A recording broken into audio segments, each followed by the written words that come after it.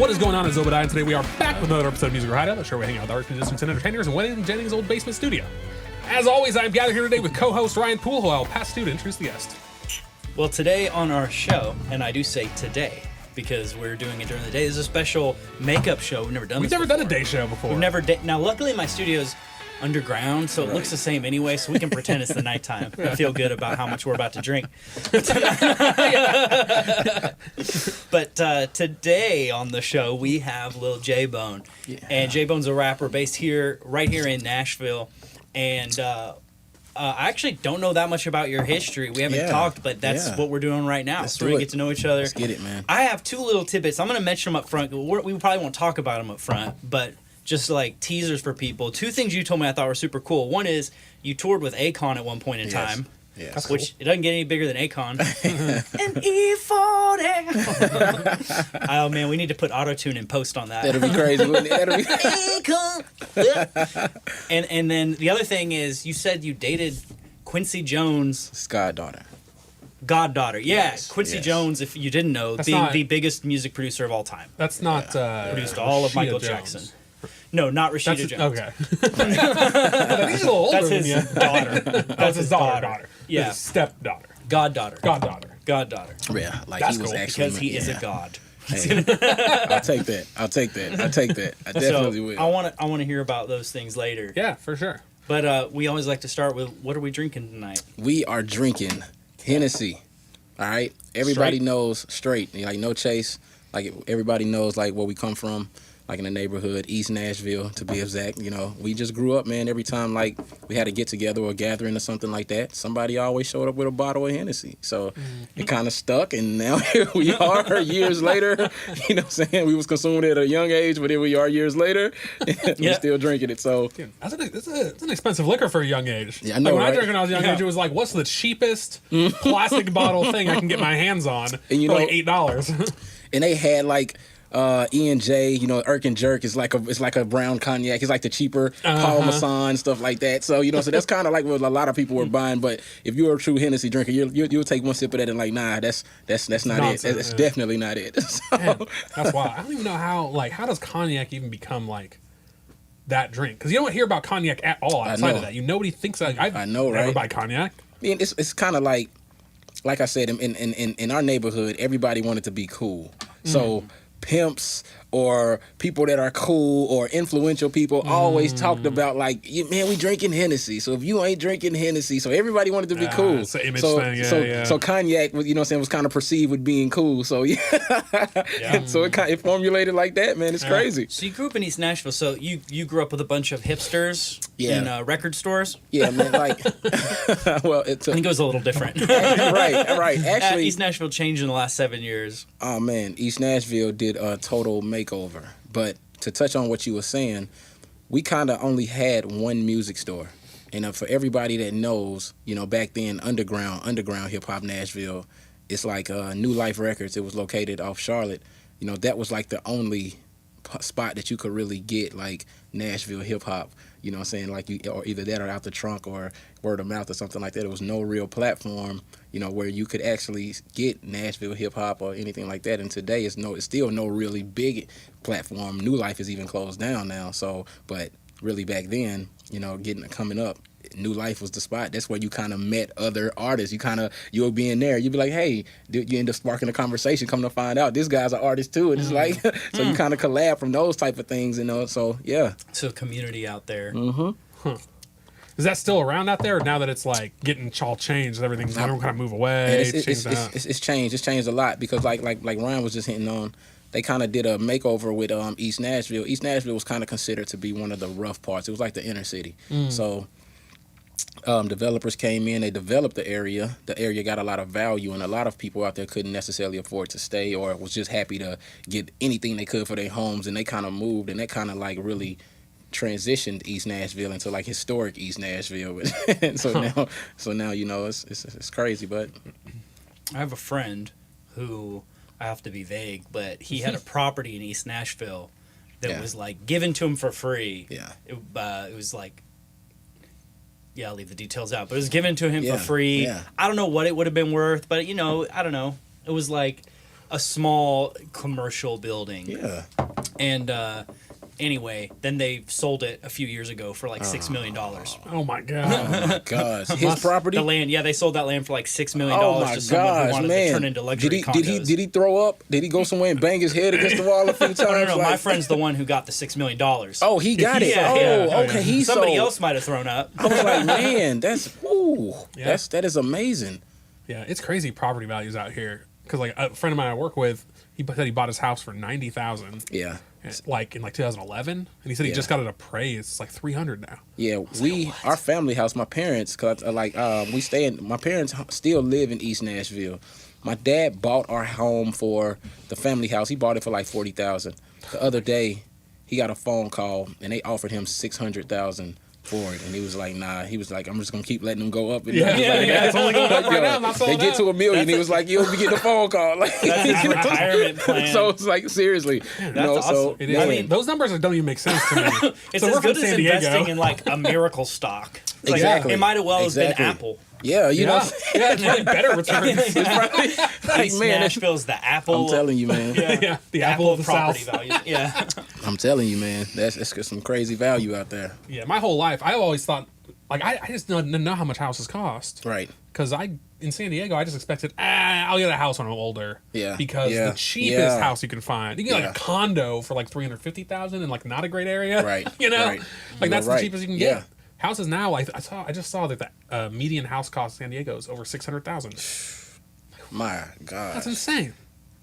For all these families that can afford to like send their kids to college, what they should do instead is just like Buy 'em a buy house. them a house, but Exactly. when they're a little kid, whenever they have the money, like Yeah. if you're gonna put that in some college fund, no, just buy them a house Look, now. buy 'em a 'cause by house. the time they're ready for college, That's it. It's You'll gonna have pay for everything. all the money. Or- That'll be a or great start rent to it life. out. Buy them a house, turn it into an Airbnb, Yep. get that money out a little. Yeah, forever. It's just You know what I'm residual saying? income. As soon as they get grown, kick them out. Like, you know what I'm saying?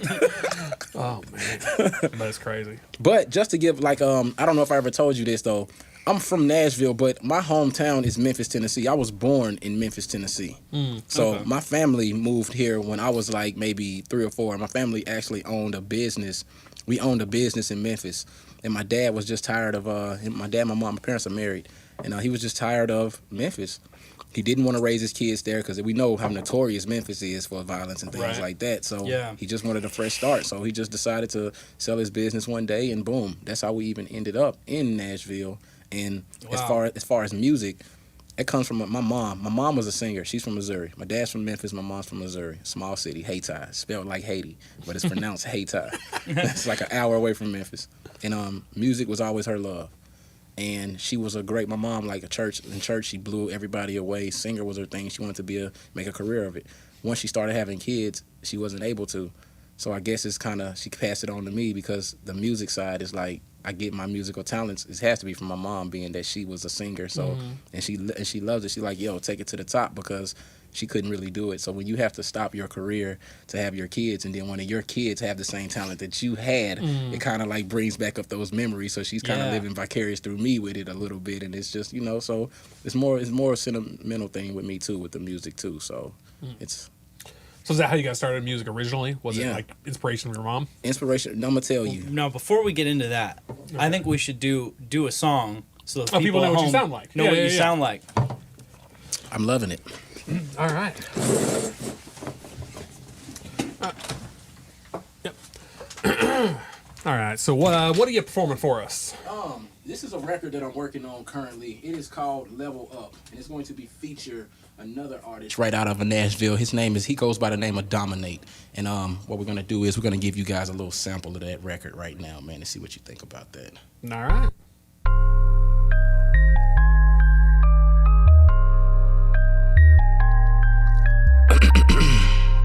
Yeah. Hey yo, Lucci, fuck going on? Woo. Tagline. Come on. Go. Hey. I go by the name of Lil J.Bone. Yeah. Let's get it. Yeah. Yeah. Get on a new level. Gotta prepare for a new devil. Get on a new level. Gotta prepare for a new devil. Level up. I'm leveling up. Level up. I'm leveling up. Get on a new level, gotta prepare for a new devil. Get on a new level, gotta prepare for a new devil. Level up, I'm leveling up. Level up, I'm leveling up. I'm from the hood, out of the ghetto. I'm on fire, hot as a kettle. I want it all, ain't trying to settle. Every day I'm trying to go up a level. Foot on the gas, ride the pedal. Angels around me, I'm blocking the devil. She wanted me to go buy a bezel. Only thing she get is buy hello. I'm in the field, I'm in the league. I ain't gon' follow, I'm finna lead. Leveling up, yeah, I'm popping a willie as soon as I get in the lead. No support, now they believe. Life is short, I gotta achieve. Secure the bag and have a seed. The legacy I wanna leave. I never stop, proceed. Going strong, Hercules. I give you a job, come work for me. Try me, you gon' need surgery. The gang down to do dirt for free. They pull up like it's an emergency. I feel like a god, mercy me. Keep it 100, no perjury. My hustle, give you heart disease. Tired, I never show my fatigue. I'm running it up to my ankle pop. Counting it up to my thumbs bleed. Another one bites the dust till they gums bleed. I move at one speed. I'ma just play it safe. It's war in the streets. I need a Humvee. Yeah, get on a new level. Gotta prepare for a new devil. Get on a new level, gotta prepare for a new devil. Level up, I'm leveling up. Yeah, level up, I'm leveling up. Get on a new level, gotta prepare for a new devil. Get on a new level, gotta prepare for a new devil. Level up, I'm leveling up. Level up, I'm leveling up. Woo.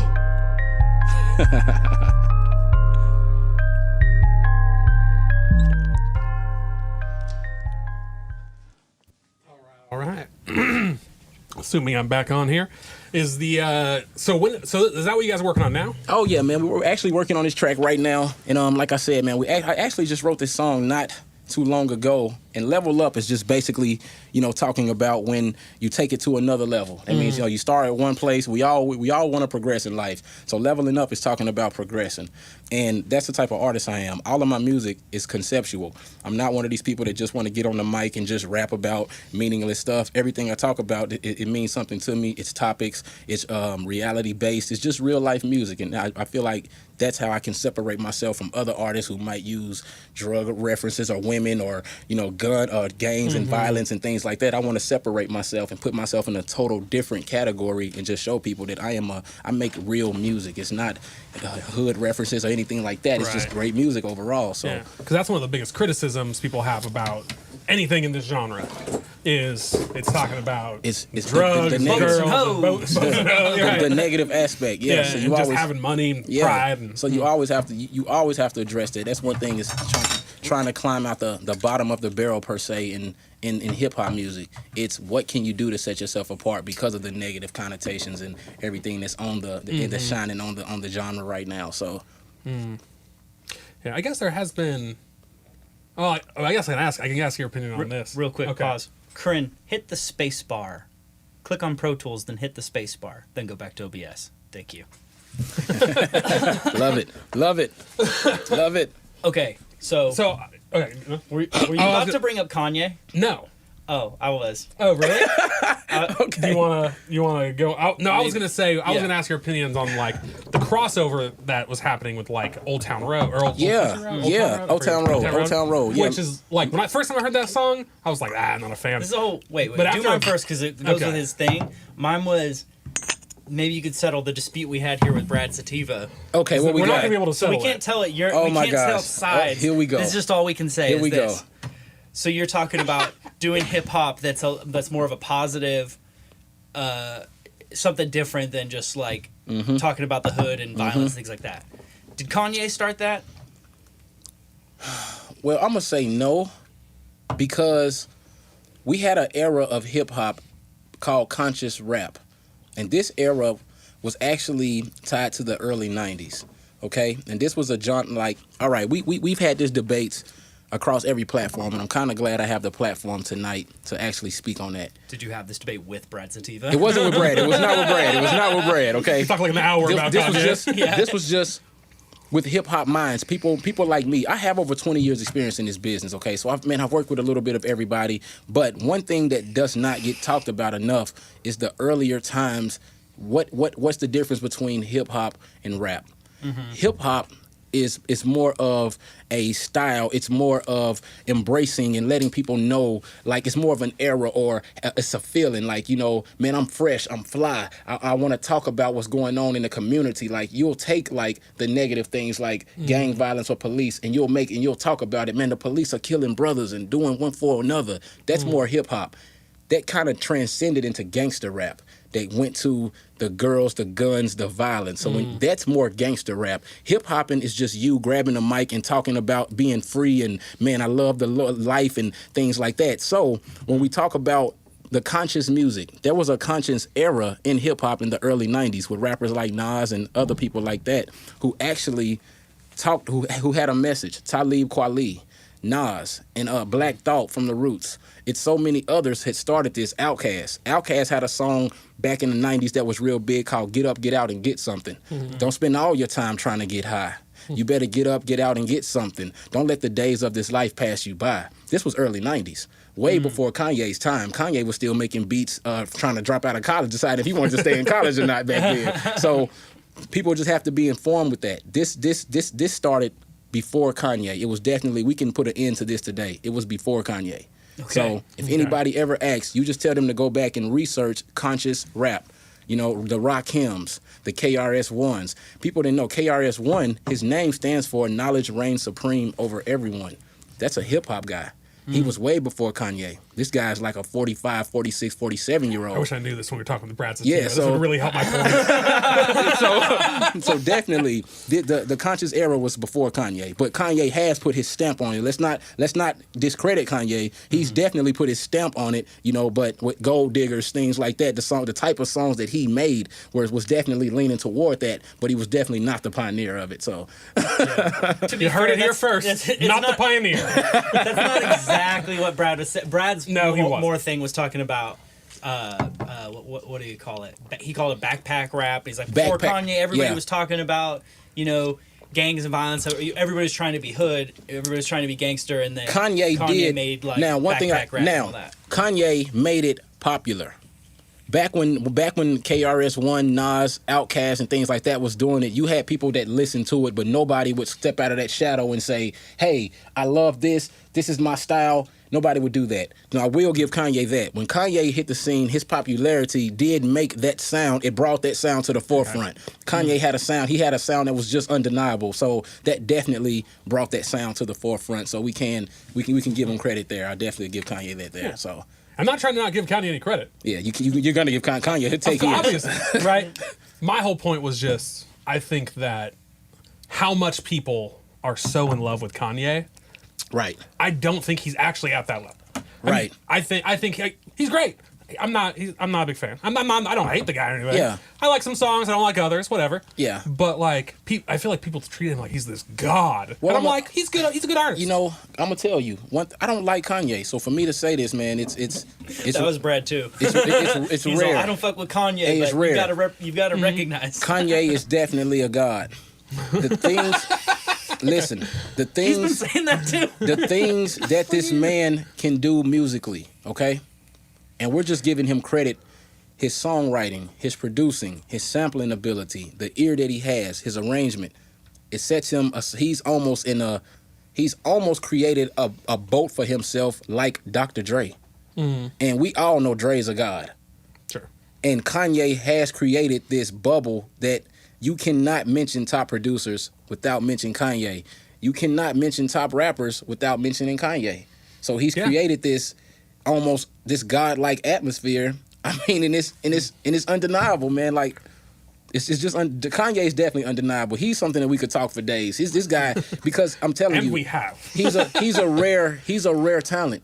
Rarely do you get a producer that has the ability to dominate on the production and the writing. The way Kanye puts it together, like a total package, is kind of like when Drake took over because nobody was used to Drake singing and rapping the way that he was doing. When nobody was kind of used to Kanye making these beats and rapping. People didn't know.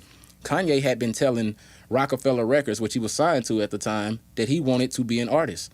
They told Kanye, no, we want you to focus on making Jay-Z records because at the time, Jay-Z was the big artist. Kanye used to tell them, listen, I can do this just as good as Jay can. They didn't believe in Kanye.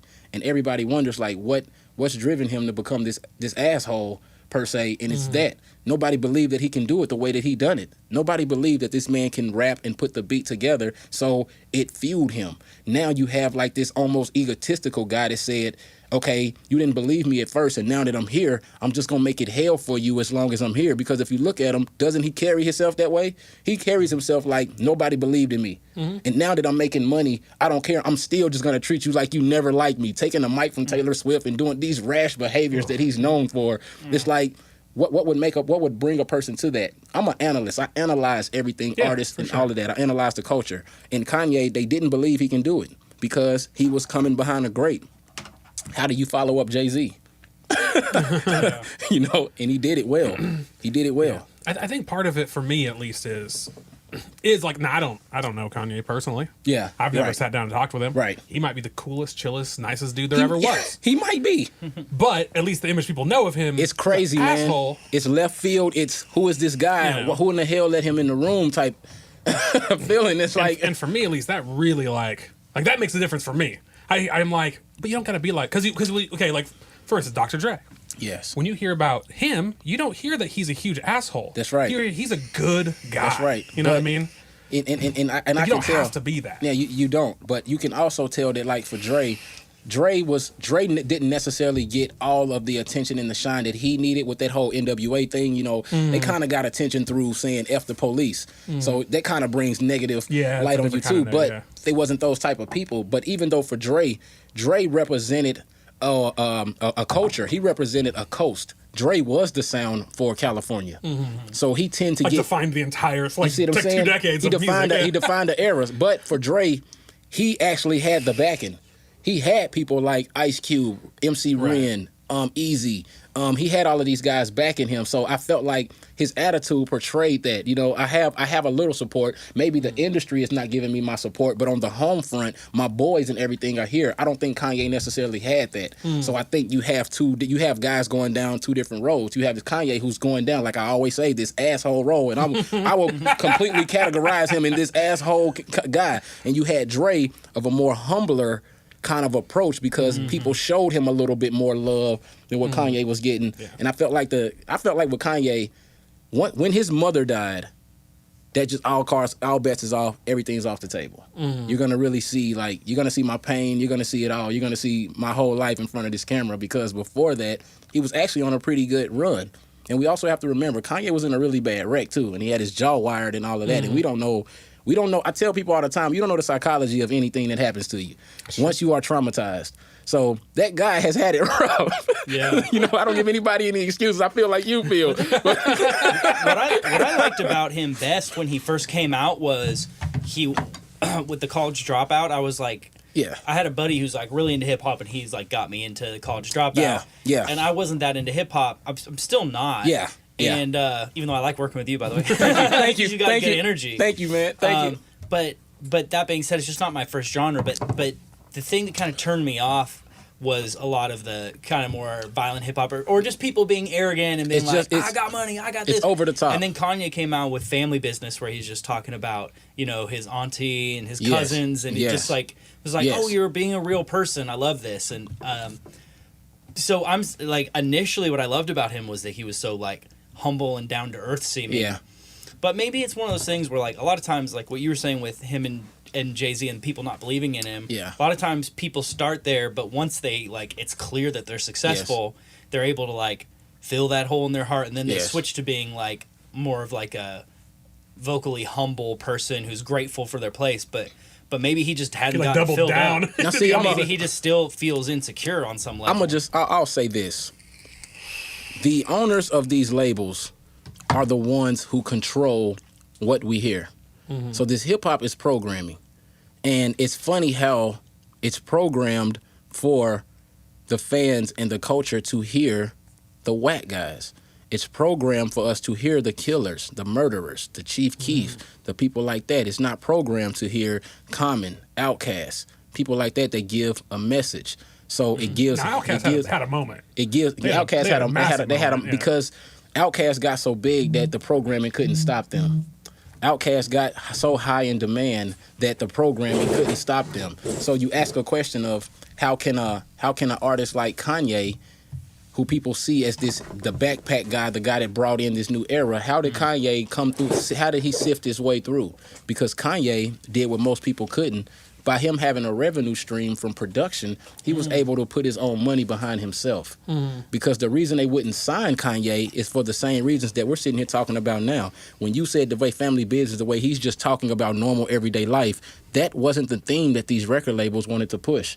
I hate to say it, but they wanted to push violence. They wanted to push wanted to push black on black crime. They wanted to push, and I hate to say it, but gay being the new theme in our community. That's how you have the rappers now, like Lil Nas X, who even has a lane that can come out and say, "Hey, I'm a gay rapper," and and his popularity grows because that's the message that is behind these labels. That's what they want to push. So, the independent scene has really blown up lately because people are starting to see, if I really want to get heard like that, and I really have a message. If I'm Kendrick, I'm Kendrick Lamar. I'm not a gangster. Kendrick Lamar is not a gangster. He's a lyricist.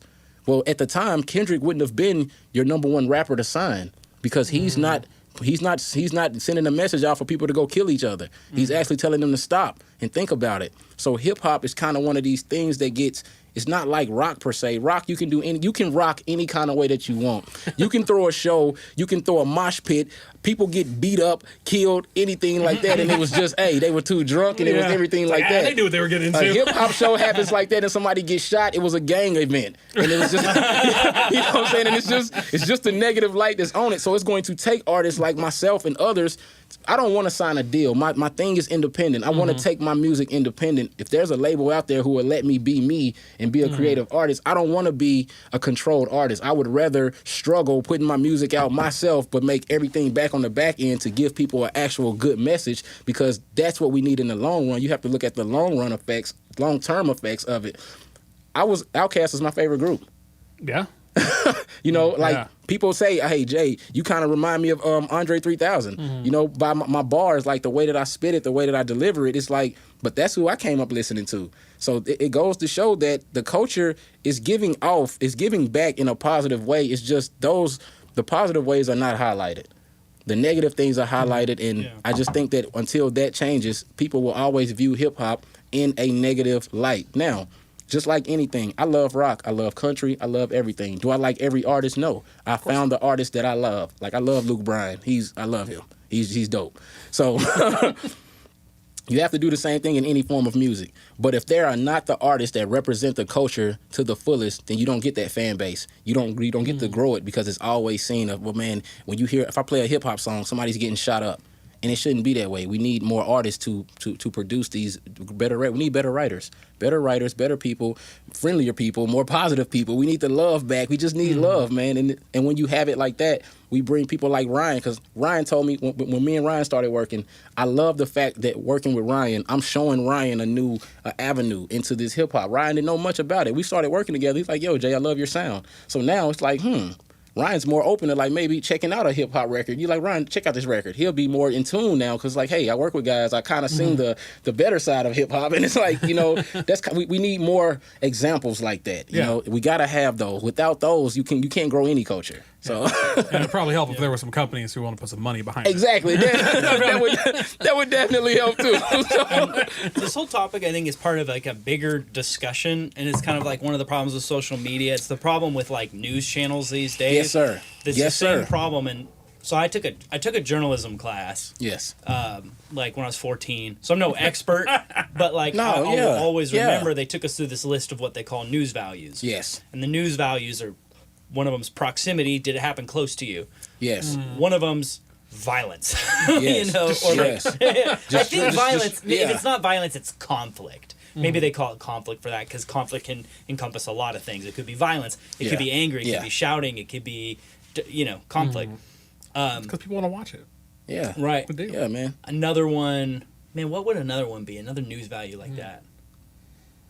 I couldn't tell you. No, I didn't take the class. Yeah. See, you should. I forget the rest. But conflict is probably the biggest one to highlight in context of this conversation. Yeah. There's like 7 more, but these are the things that, like, as a journalist, you're supposed to like look for these things in a story. Right. And so conflict sells, essentially, violence being part of that. And so like on social media, like what I've thought about this for a long time. Like, you just see ever since like 2008 when Facebook took off and we have a presidential election. Yeah, it's like every year it's gotten worse. Yeah. I'm excited for this one. I'm excited for this presidential election. Yeah. Oh man, this one's gonna blow your head. It's gonna be a show.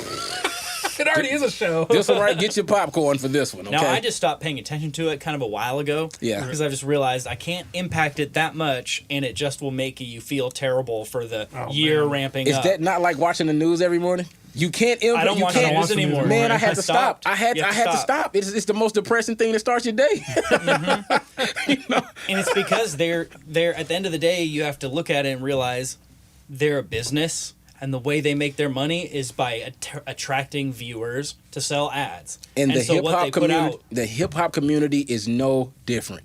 Yeah. It is no different. And it's so, like you said, there is so much bad to pick from when it comes to good. Why show the good when this bad is so juicy? And it's popular. And that's it's so juicy. And then you have different rappers get into it. Like that's why Tupac versus Biggie was a big thing. Man. Like, and so it's just like those are just something at the core of humans. It's like they use the negativity to grow the culture. But then you get all these negative reviews, and it's like, wait a minute. There's a great light of this too, but you didn't show me that. And I'm sure there's like just a money grubbing guy at the label, in general, it's just that, well, the thing is like, we can paint all these organizations to be terrible people, and to an extent, I feel like if I were there, I would do something different. Maybe they don't have the morality I wish they had or whatever. Yeah. But ultimately, they're a business, so they follow dollars. So it's people who are like, well, what are the kids buying? Well, this Gangster Rap's taken off, or this blog, whenever we use these inflammatory words, you get so many clicks. I mean, so but keeps promoting. Look at Eminem. People ask, like, what is it? What was the thing that made Eminem this great rapper that everybody's like, oh, he's one of the greatest? Controversy. Eminem was so controversial that it's must-see TV. Hi, kids. You want to learn how to stick 9-inch nails in your eyelids? Like, come on now. First album. So you're telling me that this type music compared to the violence in gangster or hip hop, there's no difference. I'm gonna teach you how to stick 9-inch nails through your eyelids. Now I get the reference. He was referencing the group 9-inch nails, but he didn't use it in that. Like I'm just happy to be intelligent. He is a lot worse than that too. You see what I'm saying? He has so much more. So it's like that controversy. It's what sells it. We love the bad in it, but we just don't want you to think the whole genre is bad. Well, you can't. If you do bad, I'm going to associate the bad with it. So I think it was kind of built on the back of the wrong thing. So like I said, the positive message is there. It's just hip-hop wasn't built on the back of positive messages. It was built on the back of what you was highlighting, controversy, violence, because sex, that's what sells. Exactly. Sex is one of the news values. Sex, yes. Yeah. So it's definitely what you're hitting on. We want to get the most people to watch. What's going to attract the broadest fan base that we can get? And to me, that's the thing in our culture, and I think all cultures of all time, you have a hard decision to make as a creator.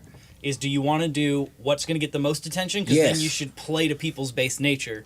Or do you want to do what you think you want to put out into the world to do something good? And if you do, you're going to forgo some of the eyeballs you could have had. You might not have the same kind of success. It's a bigger risk because you're gonna go longer. It's going to take you way longer. But when you hit your success peak, when the success comes, it's going to overflow for you. It's kind of like a Bruno Mars success compared to a 50 Cent success. 50 Cent was great when he came out with Get Rich or Die Trying. He had the song In the Club, and it was nice, but he went 10 times platinum. But after that, based on the catalog of his records, his fan base fell off. You take a guy like Bruno Mars that's singing great messages, is talking about positive love and giving his message back, and Bruno is seen as like this god of R&B. He's like the savior of R&B. So it's kind of like that in an aspect. You really have to know what you're going to put out because you can get paid for anything. We know that. With social media, you can get rich quick. You can get rich now off anything. It's just how do you want to be seen?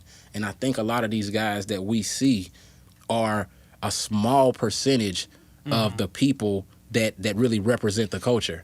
Like, but that controversy just sticks in your brain. That's right. But those are a small percentage of the people. Who wants to throw their life away? Who wants to actually rap and say, I'm willing to die, and if you come messing with me, I'll kill you and throw my life away, and that's the message that I want to portray. It's not many people out here who feel that way. Yeah. But some people pretend they feel that way. it's better because I love for you to say it, and I can listen to you say it. I just can't say it.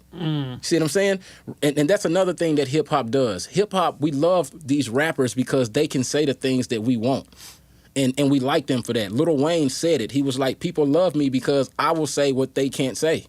And you're sitting back like, man, Lil Wayne has this potty mouth, but in closed doors, you're like, damn, he right. So it's just kind of that. So it's kind of who you ask. I really like the state of hip hop. I really think there's some good and bad. I think there's good and bad at anything. You have to have that. Life is positive and evil. You have good and evil. It's two forces at work always in this universe. There's always a good and there's always an evil, a yin and a yang. And I think that's what really. That's the beauty of hip hop. It's like you have like this melting pot of yin and yang mixed with you don't know who's coming next, and the money and the women and the cars and jewelry and fashion and I want to be cool, and it just explodes into this self-expression of yourself that can be seen negatively, but it also can influence you to really do some great things. Because like I said, I'm here. Outkast influenced me to be a MC. And what that means is MCing. You take pride in your wordplay. So you had to have English. You had to learn what subject and predicates and all of this stuff was, so even put these words together in ways that are so cool. So Outkast made me want to become smarter. Because I wanted to use big words like autobiography and you see what I'm saying? Like I wanted to use those type of words in my raps, and listen to Andre 3000 and Big Boy. That was definitely an inspiration. Nas, like I was telling, a lot of guys, man, really inspired me to become intelligent. They made intelligent cool. And it was like, but I'm an older artist. I'm in my late 30s. So my era was the era that you got a message. I think that once the music changed, once people's attention spans got this long, that message got through out the window because there's no longer a need for the message. It's just a need to sell a record. So now I just need to catch you however I can. Maybe you like to party. Maybe you like to drink. Well, I'm going to play this Kendrick. How'd you know? I'm going to play this Kendrick Lamar record, Swimming Pool Full of Liquor. I'm going to dive in it, and hopefully I can catch you on that. So, and it's programmed. Hip-hop is now programmed. It's not based on, hey, let's give a message. I feel like if it was based on let's really give this message, a rapper like J. Cole would be the greatest rapper out right now.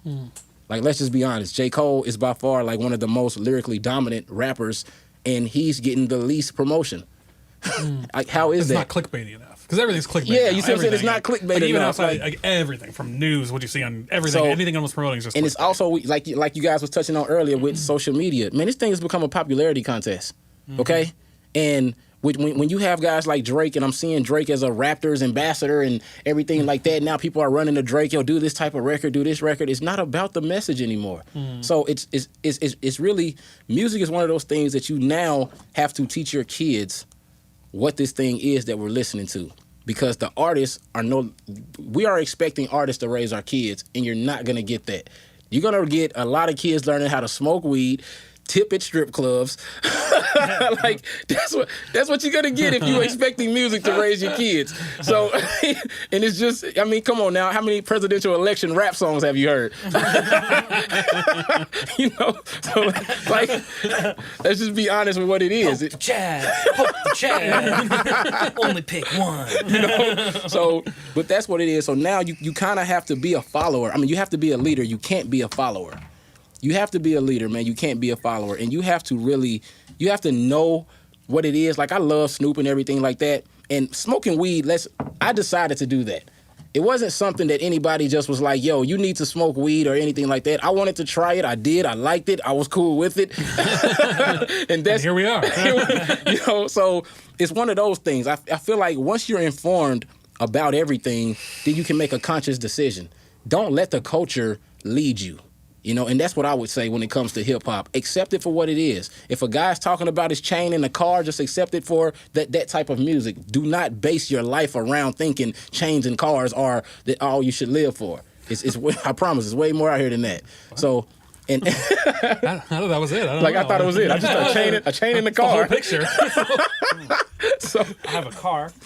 I just need a chain. We're halfway there. You've almost made it. I got a chain. I just need a car. Yeah. we should get together. We can carpool. Yeah. You can borrow my chain. Let me borrow your car. Isn't that what it's all about? You were trying to say a thing earlier. Was I? Yeah. I try to say a lot of things. I I know, don't know right? what's going to come out of my mouth when I open it. I promise, man. We're there now. I was like, who knows? We're there now. Now we've hit the sweet spot now. Okay. How'd you wind up on tour with Akon? All right. I'm ashamed to say this. Because I've been around so long, I was on MySpace. I had a MySpace. Space? I knew Outer Tom. space? You know, I was friends with you Tom. two friends with Tom. Yeah. So MySpace, man, they used to do all of these they used to do these challenges and things like that. So they had a challenge that was coming to Nashville. And it was actually Universal. It was IMG Universal Music Showcase. They came to Nashville and they held a competition. And it was hip-hop rappers, it was singers, it was a little bit of everybody. So basically, I went and I won the entire challenge. And after I won the challenge, they actually presented me with I was presented my first contract. And I actually refused it. I didn't even sign it.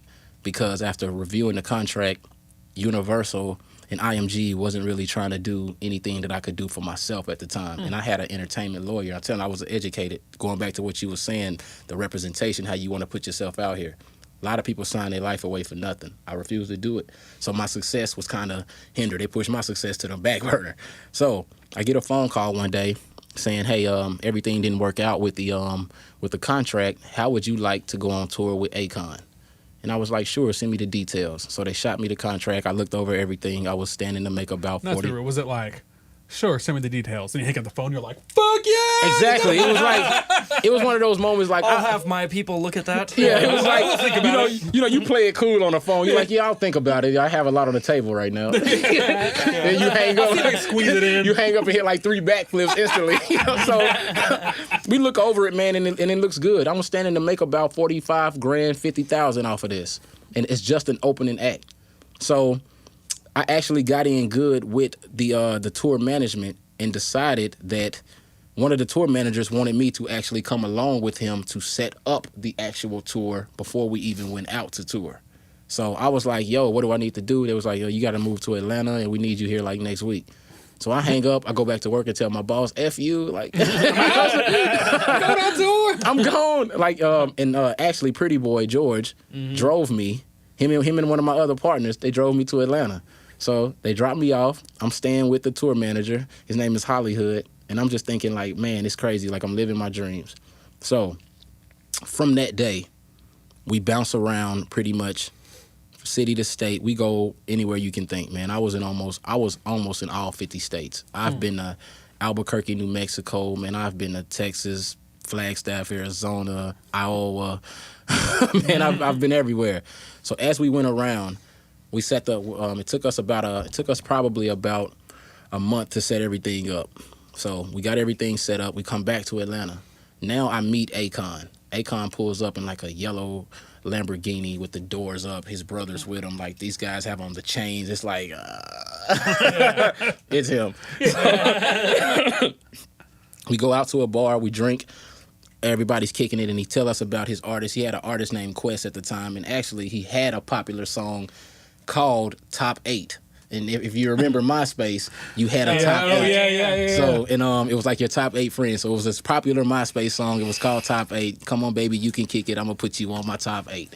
You know what I'm saying? So that's the song that's the tour was for Quest. We were just opening up for Quest. So we meet him. Everything is going good. So boom, everything is set in stone. So now I pretty much live with the tour manager.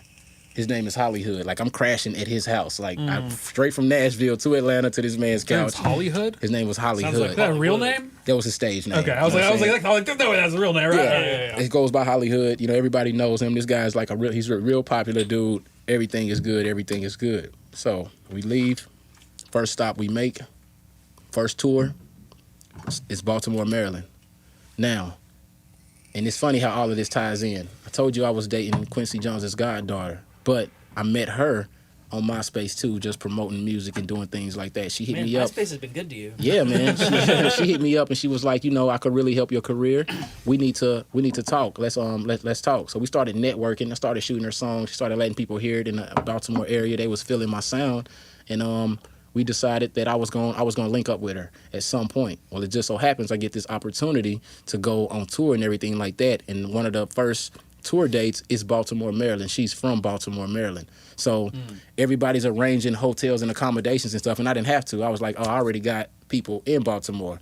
So we link up, touchdown in Baltimore. She picked me up from the airport. She take me to the house. We're just talking and stuff. She get a phone call. It's Quincy Jones. And he was just asking her, like, how's everything going, blah, blah, blah. So he put him on speaker. I talked to him, let him know who I am, little things like that. And he tell me, like, good luck. I got a book that I want you to read and all of this. So I end up getting an autographed book from him. Q on producing. He ended up autographing it. I have that book on the other side of that wall. Yeah, and I have an autographed copy of that book. Nice. So and Can we get yours over here later and I can like stencil? Yeah, man, whatever. You know what I'm saying? Like, definitely. So the tour kicks off. Everything is good. The first show happened in Baltimore. I didn't even perform at the Baltimore show. My number didn't get called, but I still got paid for that show. The first show I performed at was Washington, D.C. I opened up for Quest performed that night, but I got to open for Lady Gaga and Wale. And this is back when they were doing their thing kind of together. And Lady Gaga, Wale, they had the live band and everything like that. So it was pretty cool. So we got paid. We was basically getting paid show for show, everything like that. But we wasn't getting all of the money that we were getting. We were going to get the rest of the money when we got to Los Angeles, where Quest's main performances was kicking off. So Quest was doing more like meet and greets, things like that. He wasn't even performing at the first couple of dates. It was more like big artists. They had just put this whole convict music thing together to where he collabed with other artists, and they was piggybacking off everybody. They was pulling fans from Wale, Key One, the Saint Lunatics was big, Nelly Nim was big back then, and everybody like that. So I'm just meeting all these people, all these different places. So I'm spending money. I'm pretty much learning tour life. Out on that road, man, it's pretty much just you and a check.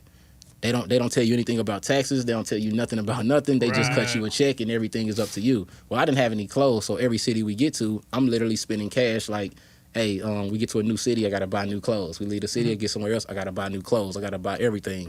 So probably in about 28 cities, we end up in Los Angeles where Quest's main tour dates was going to kick off. And you got like 4 duffel bags at this point of clothes. Right. And then everything bombed. Oh, what happened? Hollywood gets a call. I don't know what happened. Adidas is sponsoring the tour. They pull out. Adidas was the biggest sponsor. They was like 3/4 of the entire budget for the tour. Adidas was sponsoring. When Adidas pulled out on us, that stopped every money. Everybody was cut off. So me, along with about 18 other acts, was stranded in California. Oh, wow. And like I told you guys, I had been spending money every day, banking on my big check when I got to Los Angeles. They owed me probably about 20 grand.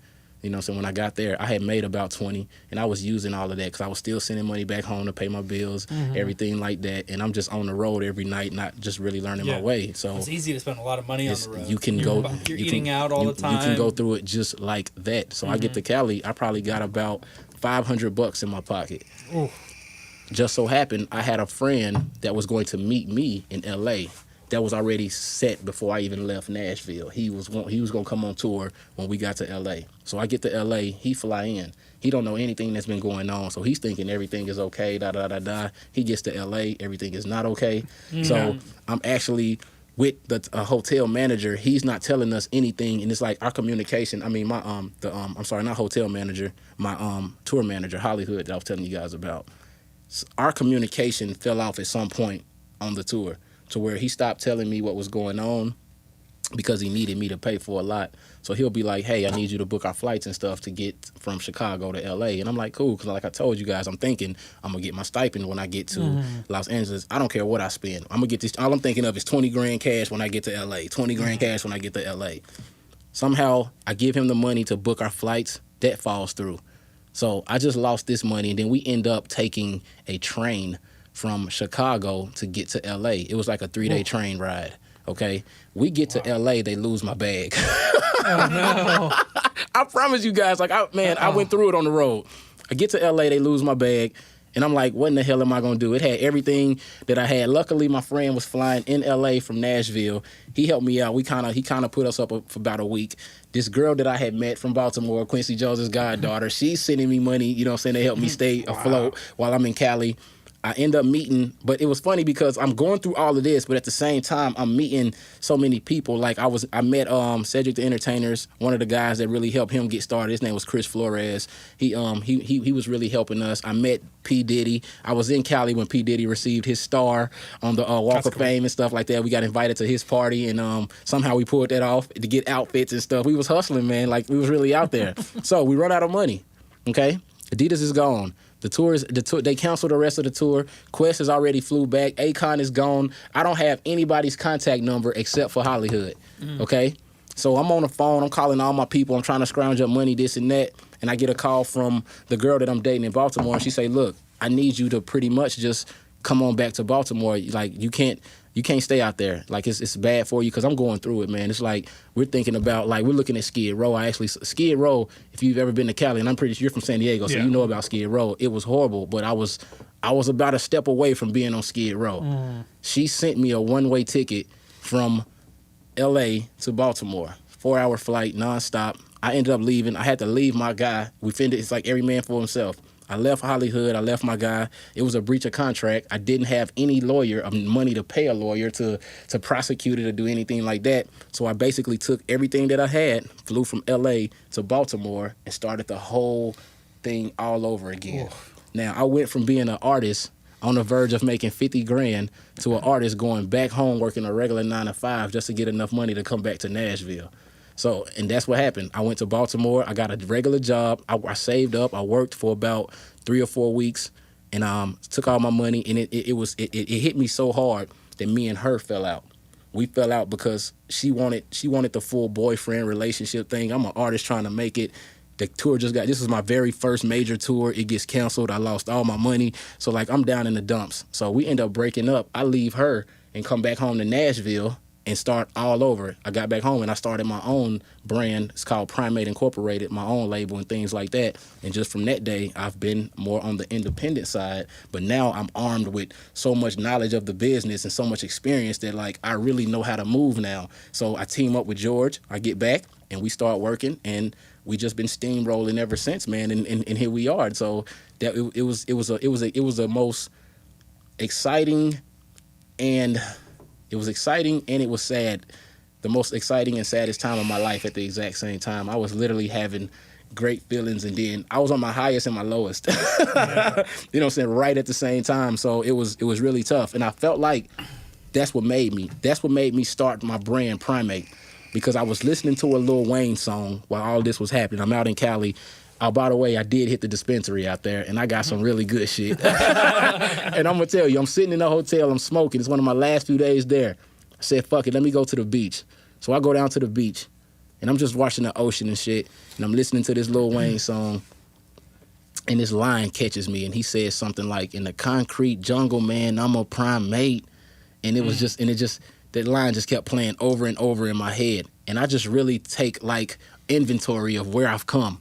I'm sitting at this, it's like a beautiful day. The sky is like this bright red. It's getting ready to set, and I'm watching the water. I forgot what beach I was at, man, but I'm in L.A. because we stayed in L.A., and it was a beach out there. I forgot the name of it, but I'm just sitting there. There's a bunch of them. It might have been Santa Monica, but I'm just sitting there, man, and I'm just watching the ocean, and I just do an inventory of, like, man, I left Nashville. I moved to Atlanta. I've been gone from home for 2 years. I've never stopped. I've never given up. I'm a survivor. So I started Primate as... It's for survivors. Anybody can consider themselves a primate if you've ever been through any situation and you survived it and you didn't give up. I had so many chances to give up. And actually, I know a lot of people that would have just broke them. Like, yo, who blows $50,000? Like, like, I'm cool tomorrow. Like, you know, so that was the moment that let me know that I could make it in the business. And Primate is a testament of all of that. I don't really think that I would have ever created Primate had it not been for all of those situations and stuff like that. So it was a really good time for me, man. It's what I tell everybody, that's the time that made me. That's what made me. You know, my early experience like that, it definitely made me. And like I said, there was a lot of things that I didn't tell you guys that was in there. Like I actually went to an event with Quincy Jones up in New York. I actually almost got signed to another managing agency in New York. It was called Street Syndicate. They wanted to sign me. Another company, Venus 511, they was from Philadelphia. They wanted to sign me, but it was just, it never really worked out. And I'm so intelligent and I'm so smart that I never just wanted to sign my life away. So I had a lot of times that I felt like if I would have just took the deal, it probably would have been like a few bad situations, but who knows? I could have been rubbing shoulders with stars. I just wasn't willing to sell myself short like that. I was waiting. I'm always going to wait for my moment. So my message to artists is always wait for your moment. Don't ever sell yourself short because you can get a little success now. Like, who knows? You guys probably would have heard my name 2006, 2007. You know, but it wasn't about... But then by like 2009, never heard of you again. Right, you see what I'm saying? Yeah. So, you know, but it wasn't about that for me. It was like you talked about, what do you stand for? I wanted to put out a representation of myself that I was going to be proud of, and these deals didn't allow you to do that back then. You were literally signing away everything, and you were on these labels like a couple of albums. They get 100% of all royalties, your masters, everything, and the deal is for 3 to 5 albums. Damn. And it's like, only thing they're giving you is maybe $100,000 up front, you know, and that's not enough for me to do anything with. People don't realize that when you sign a label deal, you get a budget, but before you make one dime, they have to recoup that budget. So if they give you $300,000, $400,000, $1 million budget, and you go blow it on a Lil Wayne feature, and your song don't do that good, you're still into the label for $1 million. So before you make a dime, they're gonna recoup their $1 million. And it was like, do I want to sign that deal when they only gave me $100,000 up front? I'm giving you mass. I'm putting my life into all of these songs I'm writing for $100,000. Like, nah, like that is, I don't see the value in that. It sounds like a lot of money, but it does not go very far. I'm telling you. And by the way, I had just saw firsthand making money, how fast money goes, and I'm like 100,000. Well, shoot, I just blew 20 in 2 weeks, damn near. You know what I'm saying? So you know, for me, it was the experience. I've gotten so much experience, just this after this after this after this, to the point now I could really give artists consulting. Like, I can consult you. I could tell you what you need to do as far as how to get there, and now I'm putting it together for me with my own dollars, and it's just it takes a long time, man. Like, Quincy told me, he was like, give yourself 20 years.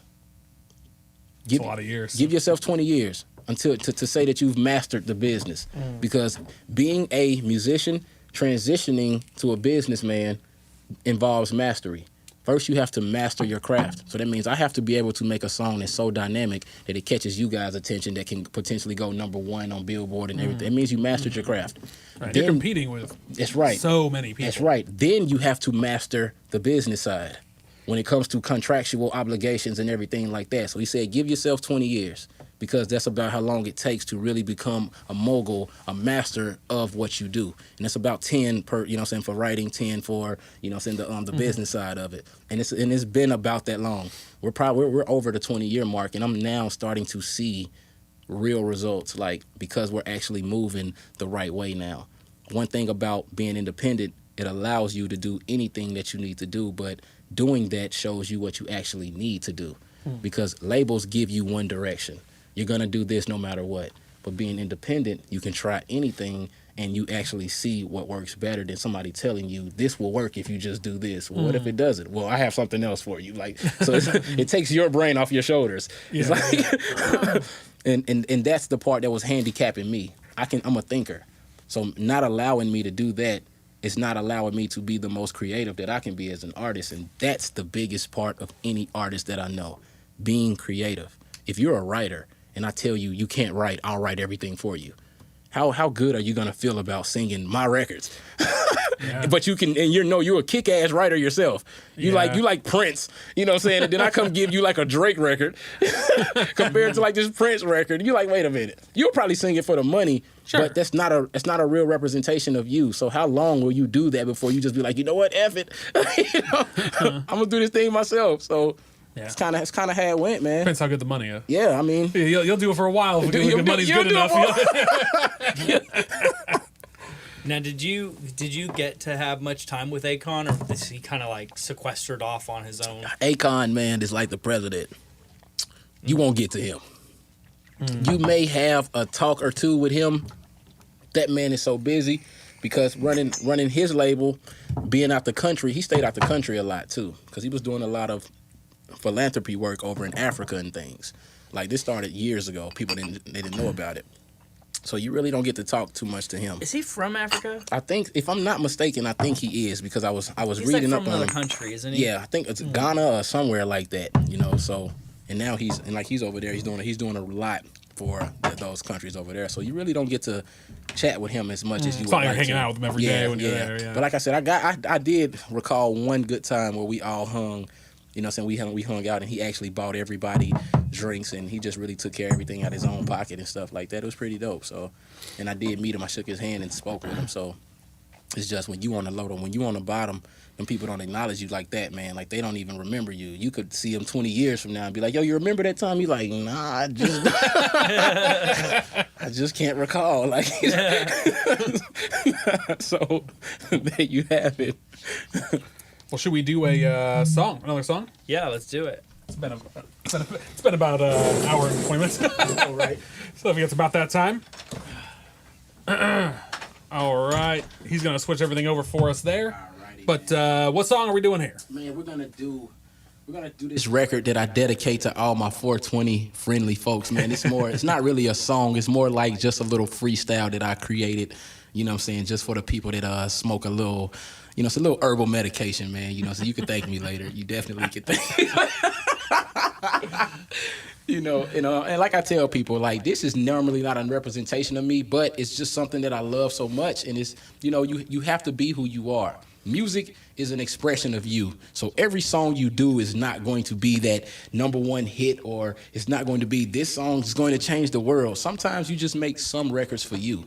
And, you know, and you got to have that. So that's what this is. It's more like a playful thing that I do with myself. So, you know. All right. I think Ryan's going to cue you up here. Yeah. Hey, yo, who got my lighter? 420 friendly folks, stand up, man. Yeah. Skunk Kush, no Reggie Bush. Cold Creek, what I like the chief. I'm very high on that cherry pie. Number Kush in my swisher sweet. Lemon Kush, that melon. OG, I'm in hell on. Smoke it all, I don't sell none. I'm a real smoker, I tell you, man. If it's purple Kush or that Afghan, you can call me Loud Pac-Man. I'm going dumb on that bubble gum or that Master Kush. I got a master plan.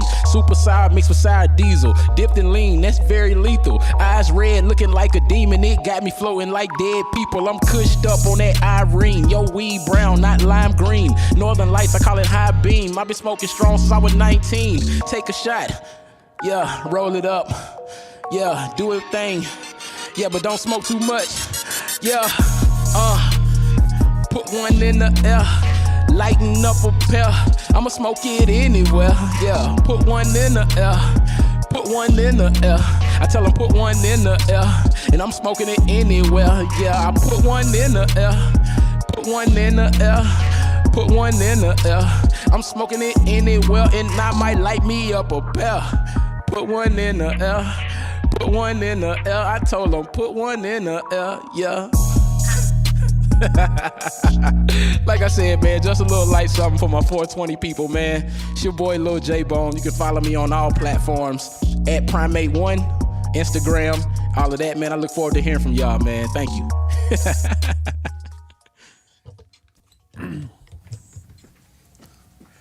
All right, I know you have to like navigate your way back through all the Right? tripods. It's like a maze. I love it.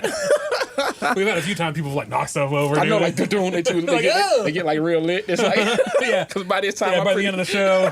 Yeah. I love this, man. You guys got to have me back, man. You gotta let me come back, man. We love it. Yeah. Oh, come back, Ryan. From the other room. Thank you. I got your wife is eating a salad in the other room, and I got a little bit of that. Got some chips. Yes. Very good. Now I'm we went to starving. Kava, is that what it's called? It's a greenhouse. It's Yeah, like, it's yeah. like never been there before. It's kind of like Chipotle. It where you, like is. pick everything. Yes. But it's Mediterranean food. Yes. It's so good.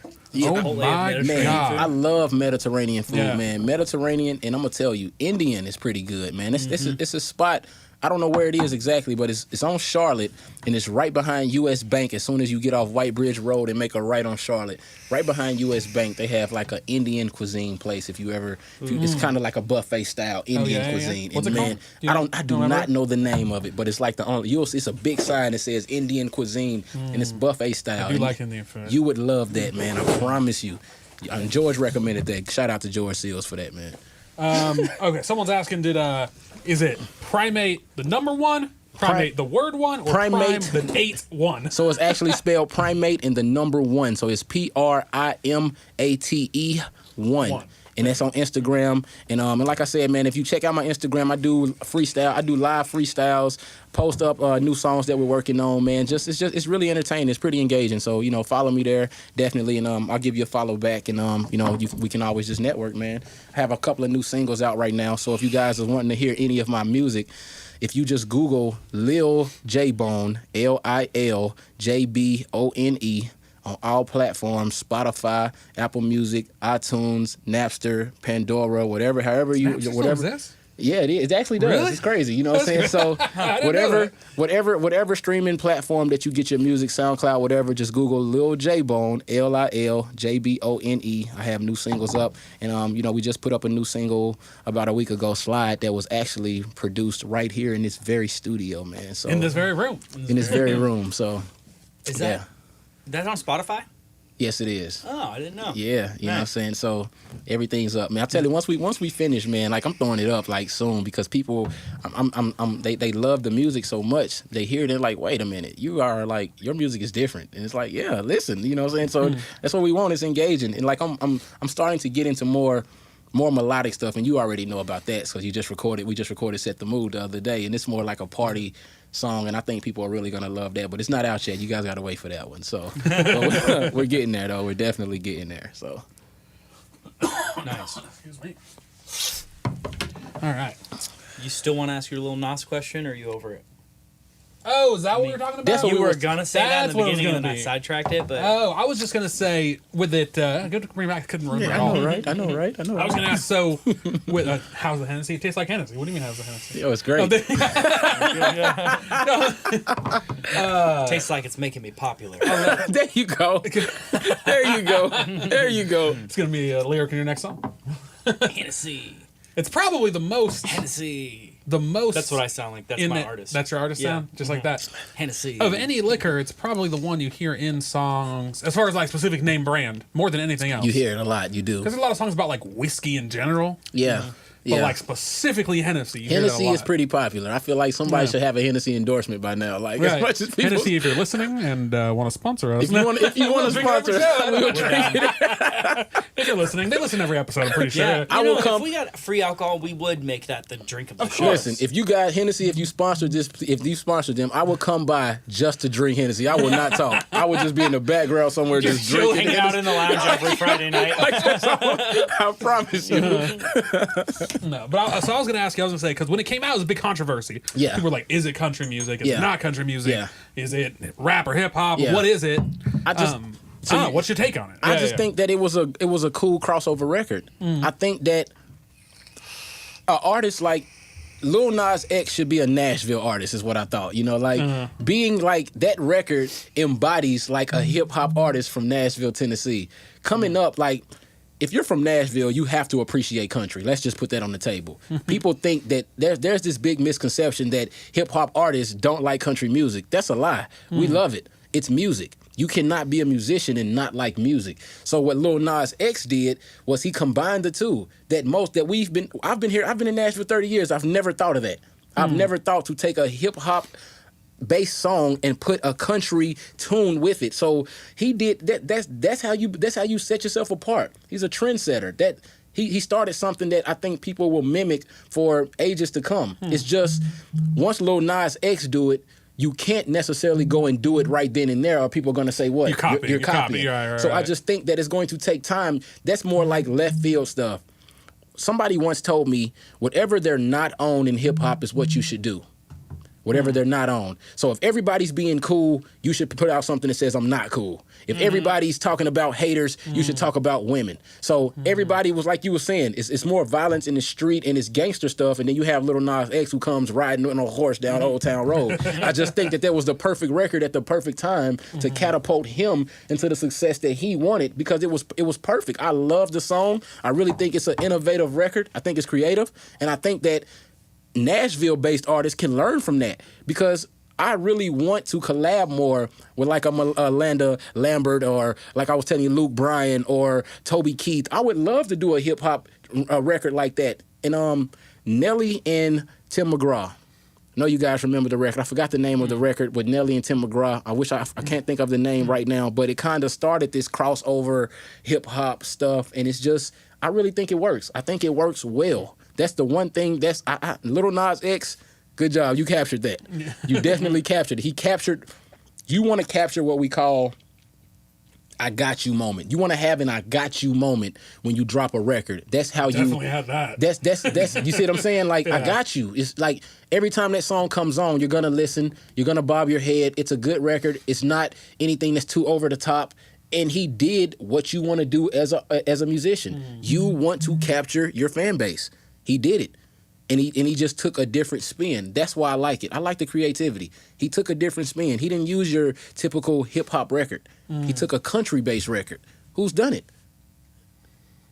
Yeah, Darius Rucker, maybe. Like a couple songs. You see what I'm saying? Like right here, Darius Rucker is yeah. like the only person that's kind of doing stuff like that. But Darius is not all the way that. So, you know what I'm saying? So he did exactly what you want to do. Something new, essentially. You want to be known for something no one else has done.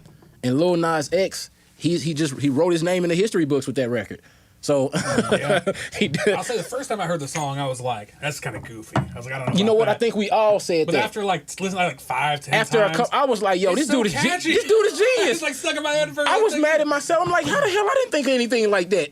That's genius. Some things are just genius, man, and it's just you have to appreciate people's great talent when they give it to you, man. We sometimes have these records that come along. I don't know if you guys remember, but Nelly had a record a long time ago, and it was like, "I'm going down, down, baby, your street in a Range Rover." Yeah. Huge hit. Who was doing that? No. We heard that record like this nursery school rhyme ass song. Like 100% but then you hear that record a couple of times and you listen to music and you think like, this dude is a genius. And it works. It worked. Nelly went 10 times platinum on that.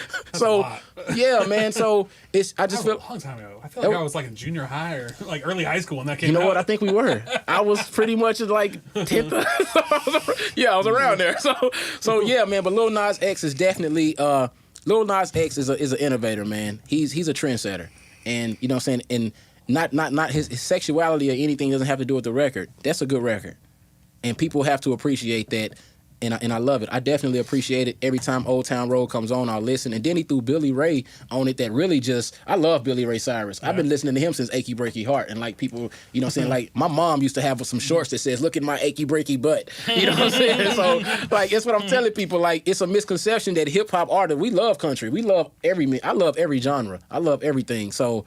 to hear Billy Ray on it, an artist that I actually am familiar with from the city, it's like, yo, this is dope. So it was pretty good. That song is, it's in my top 5. I like it. Top 5? That's strong. That's strong, man. Because it's just the creativity of it, man. It's unique. It's new. It's different. It was, and it's fun. Yeah. Like you hear that record, man, it's fun. You want to laugh and smile. Like I like stuff like that. You know what I'm saying? Don't get me wrong. I like my gangster records at times. You can't tell me you don't have some days where you're sitting in traffic and somebody just piss you off and you be like, I would... you know what I'm saying? Perfect soundtrack just come on of what you're thinking right now. You know so we have our moments, but overall, like I love fun. Like I love to have fun. I'm an energetic guy. I like to have fun. So stuff like that's positive catches me in ways that it probably won't hit most. You know, so it was definitely something I love. So I love it. I do. Yeah. It's Hennessy, y'all.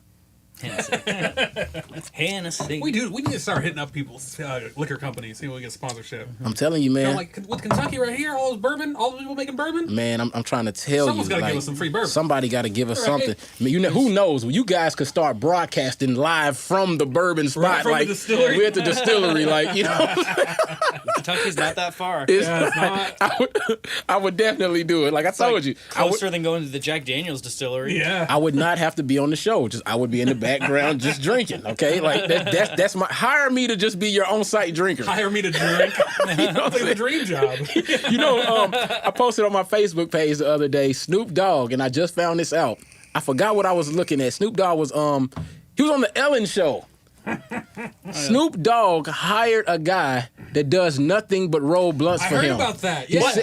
Snoop Dogg hired a blunt roller, and he said this salary pays in between $45,000 to $50,000 a year. No. Now, to be fair, that is a full-time job. That is a full-time job for dude. Probably pretty good. Yeah, quick. And Snoop said he was like, look, I don't even tell him. I'll just be like, yo, you got something for me? And he just pops out the perfectly rolled blunt. And he said he's good. He's on point every time I need him. And I was thinking like, yo, I'm a pretty good roller.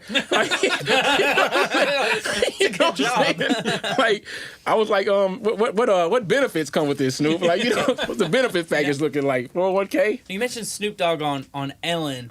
And that reminds me, Snoop Dogg also done stuff with a lot of things with what's her name, Martha Stewart. Oh man, does Snoop Dogg have like an old white lady constituency? I think it's more of what we're talking about. It's like Snoop's looking at like, hey, how can I capitalize on the biggest fan base? And like in the black community, we give Martha Stewart a pass for going to jail. Okay. Martha Stewart, like, is fucking cooler than Tiger Woods. You hear me? Like, you hear me? To be fair, Tiger Woods is the whitest dude there is. Like, you know what I mean? So I think for Snoop, it was a marketing ploy. Like, yo, let's get Martha on something. Like, people will give me mad props for having Martha with me, and like, and so I really love it. I watch their show from time to time, and those two, they work. I can tell you, they work. At this point, Snoop's done everything. Yeah, man. Like, I mean, it's funny because I heard like some years ago, there was like some article came out complaining like he raps all this up, but he's really just a family guy. Yeah, like he's just a family guy, but he still makes music. I mean, but that's what I tell people. It's all about expression. I'm pretty sure Snoop set his family down and told him like, look, this is not what I want you to do. I don't, you know what I'm saying? This is my gimmick. This is my thing. Let me have this. Be yourself. Yeah. And so it's like people out here. I tell you, it starts at home. Parents, if you prepare your kids, you don't have to worry about them falling victim to social media or things they see, or you can't shelter them. Let your kids go out into the world and make mistakes. And what's going to happen is they're going to learn their way. They're going to realize what's right from wrong, and they won't get caught up in this foolishness. Like, take me for an example. I have two parents. They're still married. My parents have been married for 47 years. I was sheltered. I was taught to... You're the only one in the building, actually. You know what I'm saying? My mom and my dad been married 47 years, and like, seriously, my mom raised me. Now, weed was my choice. I told you guys, I chose to, if I smoked, it was on me. But I never tried cocaine, meth, anything hard or anything like that because my parents showed me what that was. I've never heard anything bad about weed. I've never heard of people dying or... I can tell you some bad things about weed. I'm pretty sure you want to jump in? You want to chime in? What you got? What you got? This is my public service announcement. Family member. You know who I'm talking about. Oh, my God. Yeah. I think I told you some of that. Yes, we talked about this. For some kinds of people, marijuana leads to psychosis and craziness that looks a lot like schizophrenia. Yeah. It amplifies something they already have. And for some people... And that's what I was going to say. Is it already something there, or does the marijuana put that there? It's a good question. I don't think people really And I think know. there's there's a lot... You need a scientist, right? But there's also... I've got a good buddy whose brother now has paranoid schizophrenia. Yeah. And it came from all his pot smoking. So there's a certain kind of person who's just susceptible. But, to be fair, there's a certain kind of person who's allergic to water. I mean, if we're going to be extreme. And I don't mean to cut you off, but let's be honest. When I smoke marijuana, there is always the feeling of paranoid. I always feel like I've done something wrong, but I'm just so used to it that I handle it. It's like I'm cool. So I can definitely see how I definitely wouldn't tell my nephew, hey, smoke. Like it's something that I feel you have to be able to control in your own right. It's like drinking. We're all sitting here drinking right now, but it's in a controlled environment. But you can handle it, and on a few times you're like, ooh, I kind of did the wrong thing that night, but now I do better next time. But and then some people drink themselves to death. And then they just drink themselves to death. They drink and it makes them violent, and is they kill that somebody the else. fault? Yeah. Or is it just their fault? Exactly, because I'm gonna tell you, getting drunk. It's up to the person. It's up. I think it just really brings. just the one thing. Okay, so because marijuana is a big topic right now because we're from California and they legalized it. Right. And everywhere's legalizing it right Right. now. And that's the one thing is, I think for a long time we've been on the topic of everybody's been saying, hey, look, marijuana is harmless because it was completely like outlawed, like no one should ever have this, no one should touch it, you know, like we were making fun of that in Pineapple Express, where like their agent, or what was it, Object 9 or something like that. Object 9, it makes people insane. And so like we've swung the other way, where now the whole conversation is like, it for a while it's been illegal, the conversation's been, it's perfectly harmless, why is this legal, it's no different than alcohol. And my only PSA in all this is like, but sometimes it's not. And if marijuana makes you freak out, you probably shouldn't do it. Let me ask you something. Have you smoked? I have, yeah. So to hear you say that, I love to hear smokers give what you just said. Everybody makes it seem like that, you know, marijuana, and like I was getting ready to say, and I was gonna say I've never heard anybody doing anything from that, but I was gonna say, but you interjected.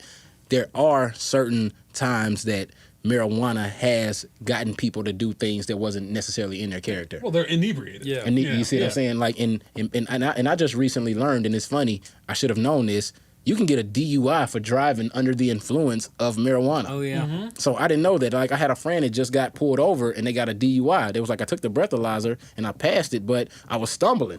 Because he was high as hell. He was on some Khalifa Kush. That stuff, the THC level in it is so high, man. It's like, so. Do you know how much he smokes? Yes. Oh. He told me, he came on the Joe Rogan show. He said he smokes almost an ounce a day. An ounce a day. Do you understand Do you understand his tolerance? Like, if this dude doesn't have super, super strong, he's not even getting high.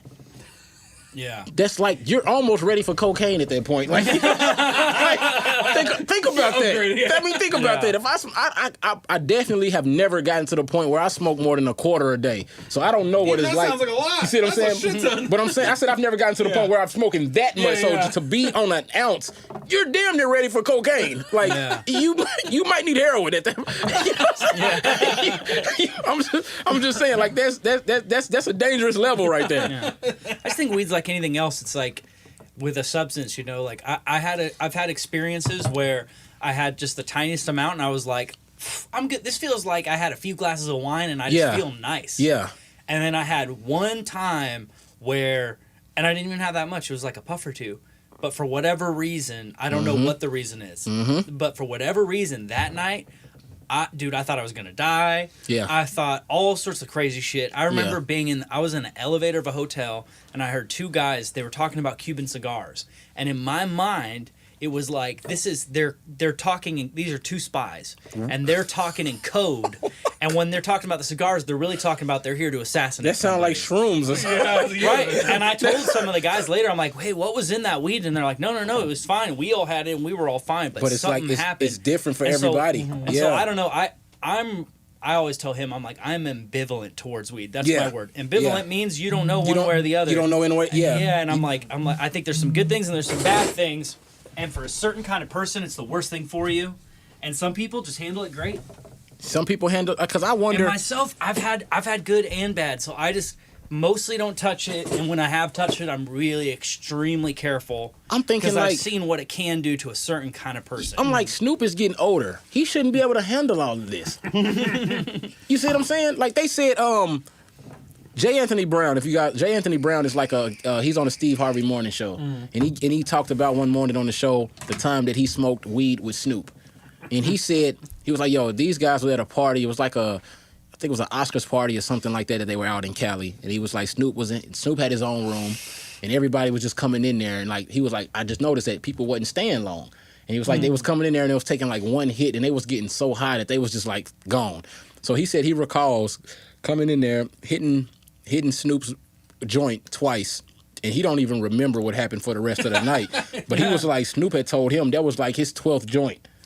So I'm thinking like if it was that strong, and you hit it twice, and you didn't even remember the rest of the night, how in the hell is Snoop's tolerance? He said, he's getting older. Like how is he still being able to smoke so much?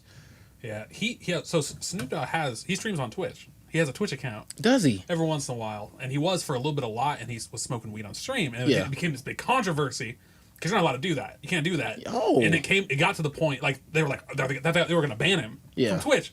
Ban Snoop Dogg from Twitch. Like, what are you doing? What are you doing? So it eventually came out with a statement, like an official, like, I have it like screenshotted, so, because we're talking about weed now. Like, so it's okay, you know?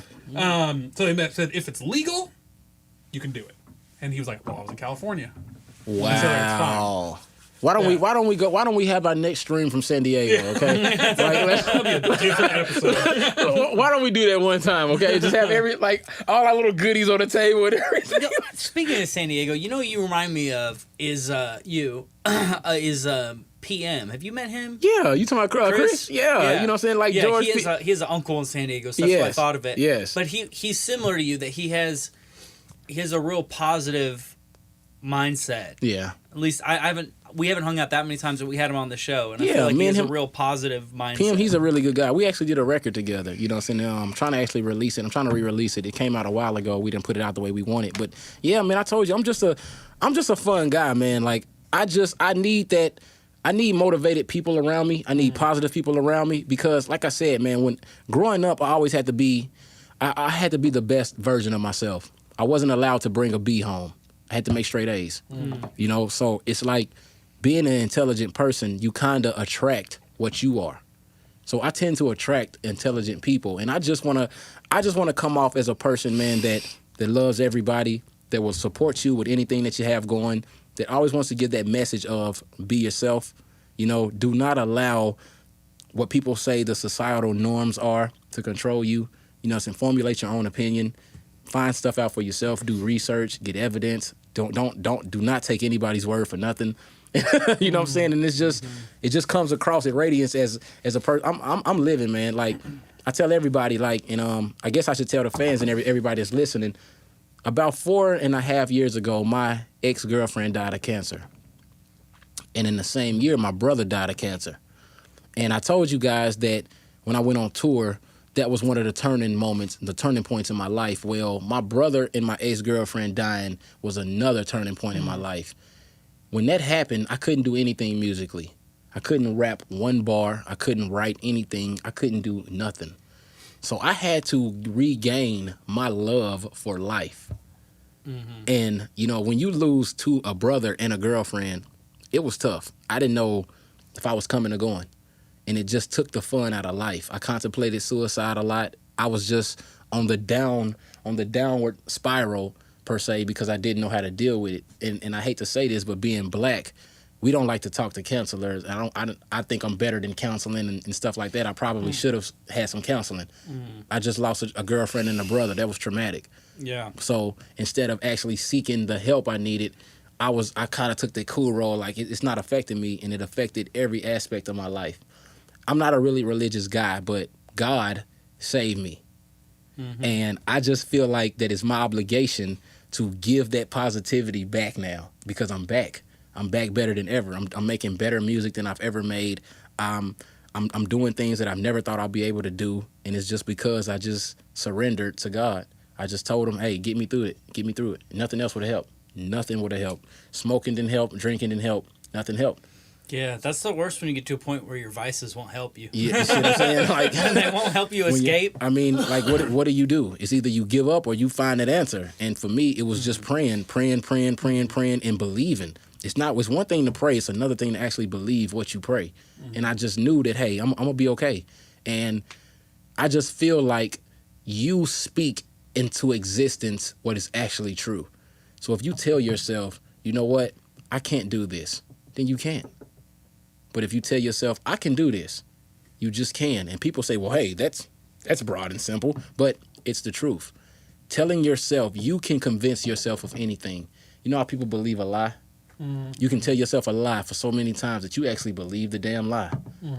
It's just that. It's the power of words. So for me, I want to put inspirational quotes and messages and beliefs and things into the universe so it can transpire into something great. I'm on a path to greatness, and it kind of happened, like, I kind of found my greatness when Kobe Bryant died. And because Kobe inspired me. That was like the athlete for me. I saw Jordan when I was little, but Kobe Bryant was that guy for me. and the mama mentality, and it just, you know, with his death and everything, he's kind of been the face of everything right now, and it's just, right. I kind of saw in his situation what happened with me. Like, I'm telling you guys, man, like I was in a bad place. So to see me here right now, this is the new me, and it's like, this is what you get. You're gonna get positivity because I've come from a low place and I've saw the other side. Like, death, man, is a nasty monster. That's why when you telling me your battle with your brother, like, you don't even know, but I prayed for you and your brother. I prayed for his mind, because Thank you. That's definitely what we need, man. Like, we're all brothers. Skin color, none of that matters. I'm here to preach a message that we got to get the love back in the world. White, black, Latino, we got to connect better than we've ever connected. Yeah. That's one of the reasons I agreed to do the podcast tonight. And it's because I realized that diversity is what runs our nation. If you look at America, no color really dominates. It was created, of course, the white man created it. We'll give that, but this is a diverse nation. We need each other to flourish. And if we don't do things like this, like you guys bring black people on, or hip hop people, or Mexicans, or anybody that's just doing their thing, we will never get to where we need to get to as a world. Mexican, does that count? It does. I'm here every week. That definitely counts. You hear me? I'm gonna tell you now. He told that to Sativa. That definitely counts. He told that to Sativa, and Sativa's like, "Well, you're passable white." He's all, "You look like every Jewish motherfucker out here." Like, that definitely counts. You hear me? I'm gonna tell you straight up. Like, that definitely counts. We just need it, man. We gotta heal. The Diversity Podcast. There you go. There you go. It was weird moving out here because in San Diego, I went to the high school I went to, and it was in the inner city, and my graduating class was like 600 people. Yeah, I think. yeah. And I was one of like 4 white dudes, even though I'm part Mexican. Okay. Like I'm a white dude. Yeah. Like I look like a white dude. Yeah. You do. Especially with the beard. Especially the beard, man. Passable white. So, because I'm only like half. And I gotta say, just side note, I had a revelation about you during the middle of the show. I wasn't gonna say it, but you have this Jew curl right here. I know. Yes, man. I was like, That's what makes you look Jewish. It's the curls down there. It definitely is. Yes. Yeah, yes, it is. And speaking of Jew curl, almost sounds like racist. It I just does. want to point out what comedian was that? I think I was Louis C.K. Or I was listening to a comedian this I know week. you can use Louis C.K. Or Pete right Davidson. now. Maybe That's what I was about to say. Like, I was listening to a comedian this Rabbi week. Obadiah. Yeah. Some comedian this week, and he was like, Jew's an interesting term because Jew is the proper polite way to respond to what to call them, and it's also the racial slur, just depending on your tone. Just depending on your tone. If there's no, just so there's no confusion, that was a positive Jew If you curl. use it like a high pitch, like a Jew. Like, a Jew curl. you fucking Jew. Like, Yeah, not fucking Jew curl. That's racist. You cannot, like, Jew curl. not doing that at all. Gotta have that empathy. You gotta have that high pitch, like talking to your dog. Hey, you stupid dog. Yeah. It just looks like Orthodox Jewish person. Yeah, That's all I'm saying. Yeah. I can come around, I get it. Anyway, passable white. Yeah. So, but the school, Diverse the high school I went to, it was at all the high schools in the entire U.S. Yeah. It was the second most languages spoken. Wow. There was something like 40 languages. My God. And I grew up around every race imaginable. Yeah. I Yeah. had friends from every race. Yeah. Man, like that was just how I grew up. I moved here, and I was like, there are so many white people here. I'm like, I have never seen because it's not how I grew up. And it's funny The because South is There's a black lot and of- white. and it's funny because East Nashville, I went to Maplewood High School. Okay, Maplewood is it's located like in between Dickinson Road and like Ellington, somewhere in there. It's, like, I forgot the street name, but Maplewood. I used to live over there on Trinity Lane. Yeah, somewhere right around there. So Maplewood was predominantly black. I maybe had like 2 white friends at school. So then I transfer. We moved to North Nashville, and I transfer, and I'm zoned to Hillwood. So I get to Hillwood, and it is like the opposite. It is like predominantly white, but I really made, like, the friends that I made from Hillwood, me and George, like, that's a Hillwood guy. And it was like that we needed that.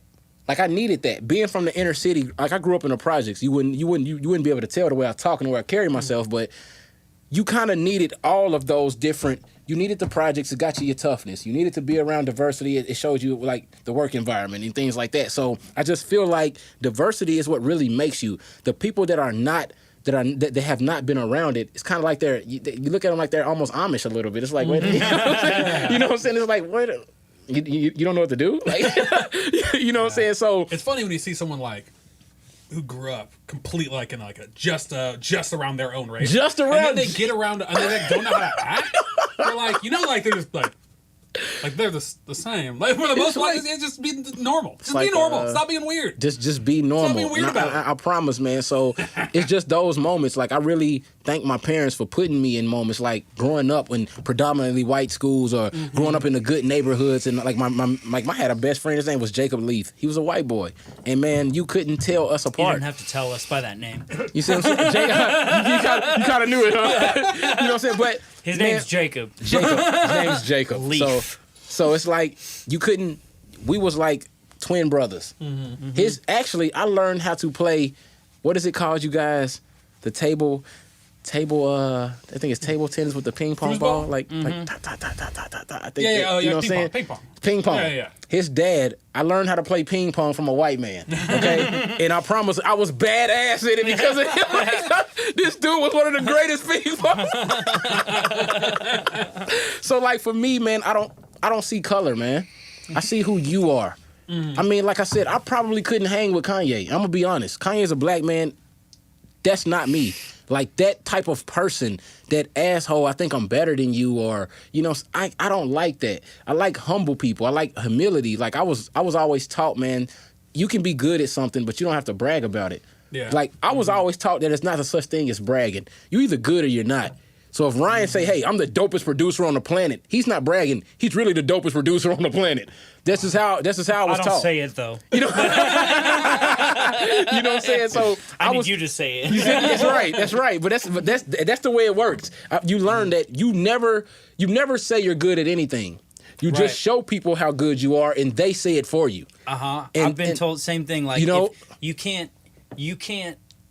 If somebody else says, something like, if you try to tell somebody who you are, they're not going to believe you. But if somebody else says it about you, you couldn't convince them otherwise. You could not. If you tell one of an artist, hey, I'm the best engineer you'll ever work with. Like, please, I've worked with so many people. But if I be like, yo, this dude here, you got to work with him. He's the best engineer you'll ever work with. That means a lot more. They're like, wait a minute, really? How much does he charge? Can I get in tomorrow? Take credit card? Word of mouth. I do. Word of mouth is, yes, he does. Word of mouth is the greatest thing that you can ever do. To have somebody else vouch for what your validity is everything.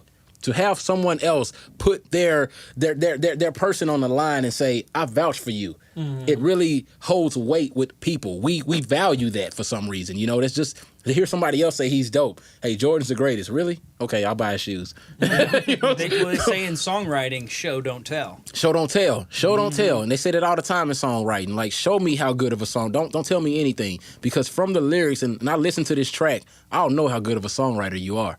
You don't have to jump around like bells and whistles. I'm a songwriter. Like we don't care. Just show. Don't tell. I had a turning point moment when I was 14, 15, somewhere in there. I went to a hunting camp. And just to like show my cards a little bit, my family's not wealthy, or my immediate family, but my grandparents are. Yeah. And so growing up, we got a mix of both. Like we had prepaid lunches, or we had the government free lunches. Yes. But then we also went on a crazy vacation. Like I got, but I got $20 to spend at lunch today. I'm buying everybody pizza sticks. It was like our childhood. Those were cool at school, right? It's like our childhood. You got to be raised like we were in an apartment. We were like, lower class living. But like when you go to grandma and grandpa's house, you got to be around rich people and that whole thing. And my parents were kind of like that. When the younger I was, we lived in the project. We lived in inner city project, you know what I'm saying, based on your income. The older I got, we moved. I've lived in a 5-6 room house, and it's like damn mansion. It's like wow, like I just think that you need to, like I said, man, life is always two forces at work in life. It's always good and evil, bad and good. You see what I'm saying? Positive and negative. It's all that. So to have that experience, to see you come from nothing, and then to have money, that shaped who you are. But look how you carry yourself. Like, man, I'm proud to know you. Like I told George that, like, listen, I am a musician that needs to get my tracks done ASAP. But when you was out of town, I couldn't record. there was literally nobody else that I wanted to work with in this city. I waited for you to come back. I called George every day like, yo, when is Ryan coming back? I don't want to text him because I don't want to seem like an ass. You know what I'm saying? So I'm telling you, man, like you have really showed me a lot, and I love. That's why I'm trying to tell you, like, my life is based off of relationships. It's all about who you know, how you connect, and the way you guys act with each other. Yeah. Absolutely. So this environment is like what I've been looking for my whole life. And that's why my music shows that. You can really see where an artist is in his life if you listen to their music. At one point, I don't know if you guys know who Mary J. Blige is. Oh, absolutely. You know what I'm saying? Back in the day, Mary J., all her hits were depressing. Well, she was getting her ass whooped. She was going through a really bad relationship. And she was making pain in her music. All of them was number ones. But people are like, well, nowadays, Mary don't put out a number one hit no more. She's happy.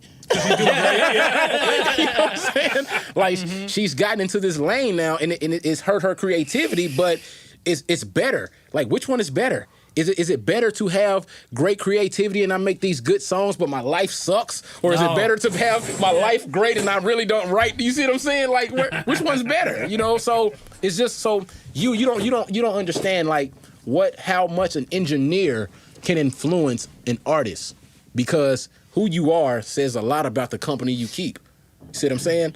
And bringing in certain types of artists into your studio even says a lot about you.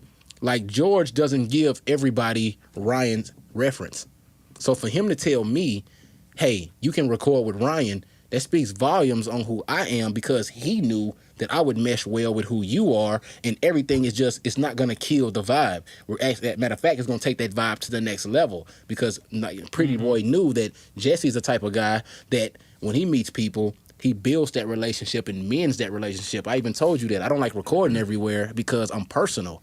I like to have a friendship with my engineer. It's more than business. I'll bring you business. You're going to get paid. I got 25 artists right now that just been watching our video on my Instagram. Like, yo, where do you record again? Don't worry about that. You know what I'm saying? So it's that relationship. It's being able to say, hey, you're like me, but you're not my skin color. You see what I'm saying? That's the important part. That's the brotherhood of it. That's what gets us to the next level. That's what Dr. Martin Luther King was talking about. That's the promised land era now that we're in, because that's where we are. To be sitting here doing this the way that we're doing it now, Dr. King is somewhere like smiling in his grave, like, I told y'all. You know what I'm saying? Like, Living the dream. I told you. You know, so now maybe that's what I'll call this episode. Living the dream. You know what I'm saying? You know what I'm saying? But the thing Lil is, J.Bone, living the dream. But the thing is, though, and now that we've gotten to this point and we're still talking, how do we push the envelope? Yo, how do we keep it going? You see what I'm saying? Because what we want to do is relay this to everyone else. We want to give this to the people so they can keep living the dream, so they can keep pushing it. Because, and I hate to say it, and I hate to bring politics into it, but I'm affected by it. But Trump is killing the dream. And I hate to look at it in that light, but he's making people negative again. Hateful. Yeah, and that's what we don't want. So moments like this, segments like this, I feel like we get a little bit of our power back. And I'm just glad to be a part of that. Like, really, that's why I even signed up to do it, because I knew this is empowering. This is important. People need to hear this. People need to see this, because you hear that, internet? Y'all need to be listening. And y'all need to be listening. Y'all need to be listening. Get on board. Get on board. We got an election this year, people. Okay, like, let's go. Drink as much Hennessy as you can. But I did want to wrap up the story I was about to tell, because I wasn't just trying to brag about my grandparents are rich. Yeah, go ahead. My grandparents are rich. Look here. I'm gonna save him a corner, man. You got a corner there. A whole corner? Just a for whole me? corner, man. Well, thank you. Your own corner. Wow. Yeah. What I was gonna say with that is a whole bottle podcast. Whole bottle podcast, baby. They took me to Africa when I was a kid. They're into hunting. We went to Africa and did hunting there. Really? Yeah. South Africa and Zimbabwe. Man. And then they sent me to this hunting camp in Texas. And I was the California kid just getting into punk rock music in Texas. Yeah. And the first kid I met there, and I was used to, like, most of my life I've made friends easy, and I was used to, like, I'm going to be everybody's friend. Yeah. But I got to this camp in Texas, and the first kid I met, I'm like, oh, cool, this guy seems cool, we'll be friends. He was like, so you like hunting, do you do hunting? And I was like, oh, and I was like kind of going sort of humble with it. Slash also, I've never felt like I'm a big hunter. It's more like my family's thing, and they like wrote me into this. Yeah. So I was like, well, I'm like not really like. I'm more into like computer games and stuff like that, but like I've been hunting, and I was like, I've gone dove hunting with my dad in Arizona, and the only other thing, like, you know, I did go to Africa with my grandparents, and we went to South Africa. Yeah. Blah, blah, blah. And I was, like, trying to kind of downplay it, because here's what, as a 14-year-old, I felt bad, because I knew that was a really special experience to have. To go to Africa. So I didn't want to lie and say I never did it. But I also don't want to like. You don't want to put it out there to make them down like, yo, I've been the top hunter here. I've been to Africa, like exactly safari. Right, Africa is like the top of the hunting world. Yeah, it is. You feel me? Like safari when you're there. You know what I'm saying? Like seriously, I've been on safari. I've been on safari. Like that's like the douchiest thing to say. It sounds like in your head. You know what I'm I've been on safari. In the world of hunting, like there's no bigger than Africa. Like all the coolest animals are in Africa. It's the coolest thing you can do. You are not lying. You are not lying. I didn't want to play that up, so I was trying to be humble. And anyway, they took it way bad because they thought I was being like arrogant. They thought I was putting it down. Like they're like, oh, just Africa. Oh, you think just Africa? Right. And then I just got hazed for the rest of the week. Nobody was my friend. Everybody hated me. I'm sorry for that, man. I went and took a nap one time. I'm sorry for that, man. And they woke me up from my nap by dumping water on me, and they're like, you gotta go do the dishes. Like, and I was. This is like a frat, right? It was like a frat, and I was the hated guy, man. And I was just getting into like church around that time. Yeah. And so I was like reading my Bible and stuff, and like reading about Jesus, like turning the other cheek. Oh my God! And then that happened to me, like, and I didn't know how to handle Dump water on the other side. Yeah.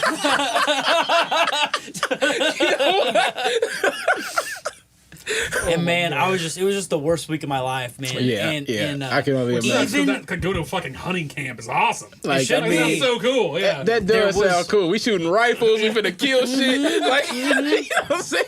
This is supposed to be one of the dopest experiences ever. You get bullied. It was so bad that I was like 14, 15, right? There was a 12-year-old, which now. That's only 2-year difference. That's not a big deal. But at that age, it was like, oh, he's the little kid. He's like still in middle school. You know what I'm saying? Yeah. The middle schooler, like I think he was nice to me at first, but once he saw everybody else is on the Hayden Ryan train, he was like, you know what? He jumped on. Let me jump on this shit. He was one of the cool kids hating on me. I'm like you know what? The 12-year-old doesn't like me. The Check this out. 12-year-old is check this hazing out. me. I never liked you either. Yeah. You know what I'm saying? Like, I just gotta be honest with you. I just gotta be honest with you. What's funny is you got to go to this cool, awesome hunting camp in that same summer. They sent your sister, my wife, she's just put it in chat, but she's to this Christian Scientist camp. Oh my God. Oh my God. We had to do this awesome thing. Yeah. And she went to like indoctrination camp. What happened? Why did they do her like that? Like, what did she do wrong? Who did she piss off? You know what I'm saying? Like, who did I piss off to get this? Like, fucking having in Texas shooting things. Which parent did I piss off? Like, you know what I'm saying? I did not have a good time.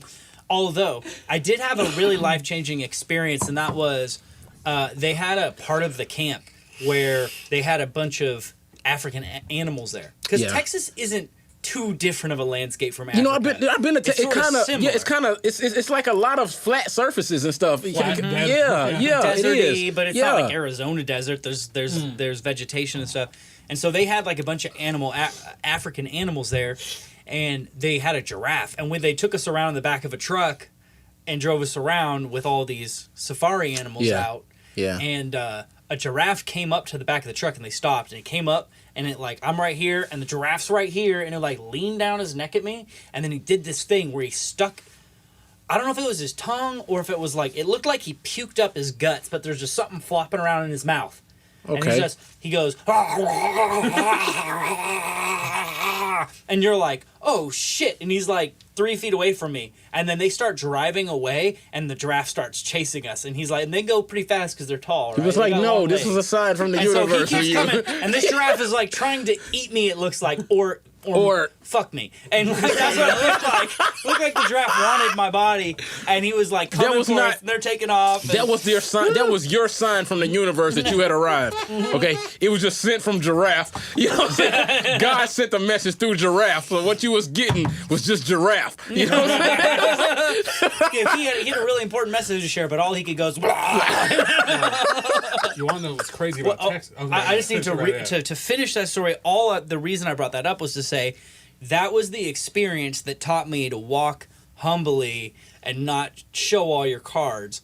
So versus I meet a lot of people, not everybody, but you meet some people in music who show all their top cards right away. Yes. And they try to tell you, they give you their pitch deck of why they're awesome. Yes. And, you know, and when they do, I'm like, mental note, maybe that's true. But right away, I'm like, maybe it's not. It's actually it's a red flag if anything. It's a red flag if they brag. Yes. People who have stuff going on don't share it all with you up front. They because, hold on to that. honestly, there's so much going on, you can't even tell a person. Mm-hmm. So it's like everybody that can compartmentalize, like, yo, yesterday, golf with The Rock.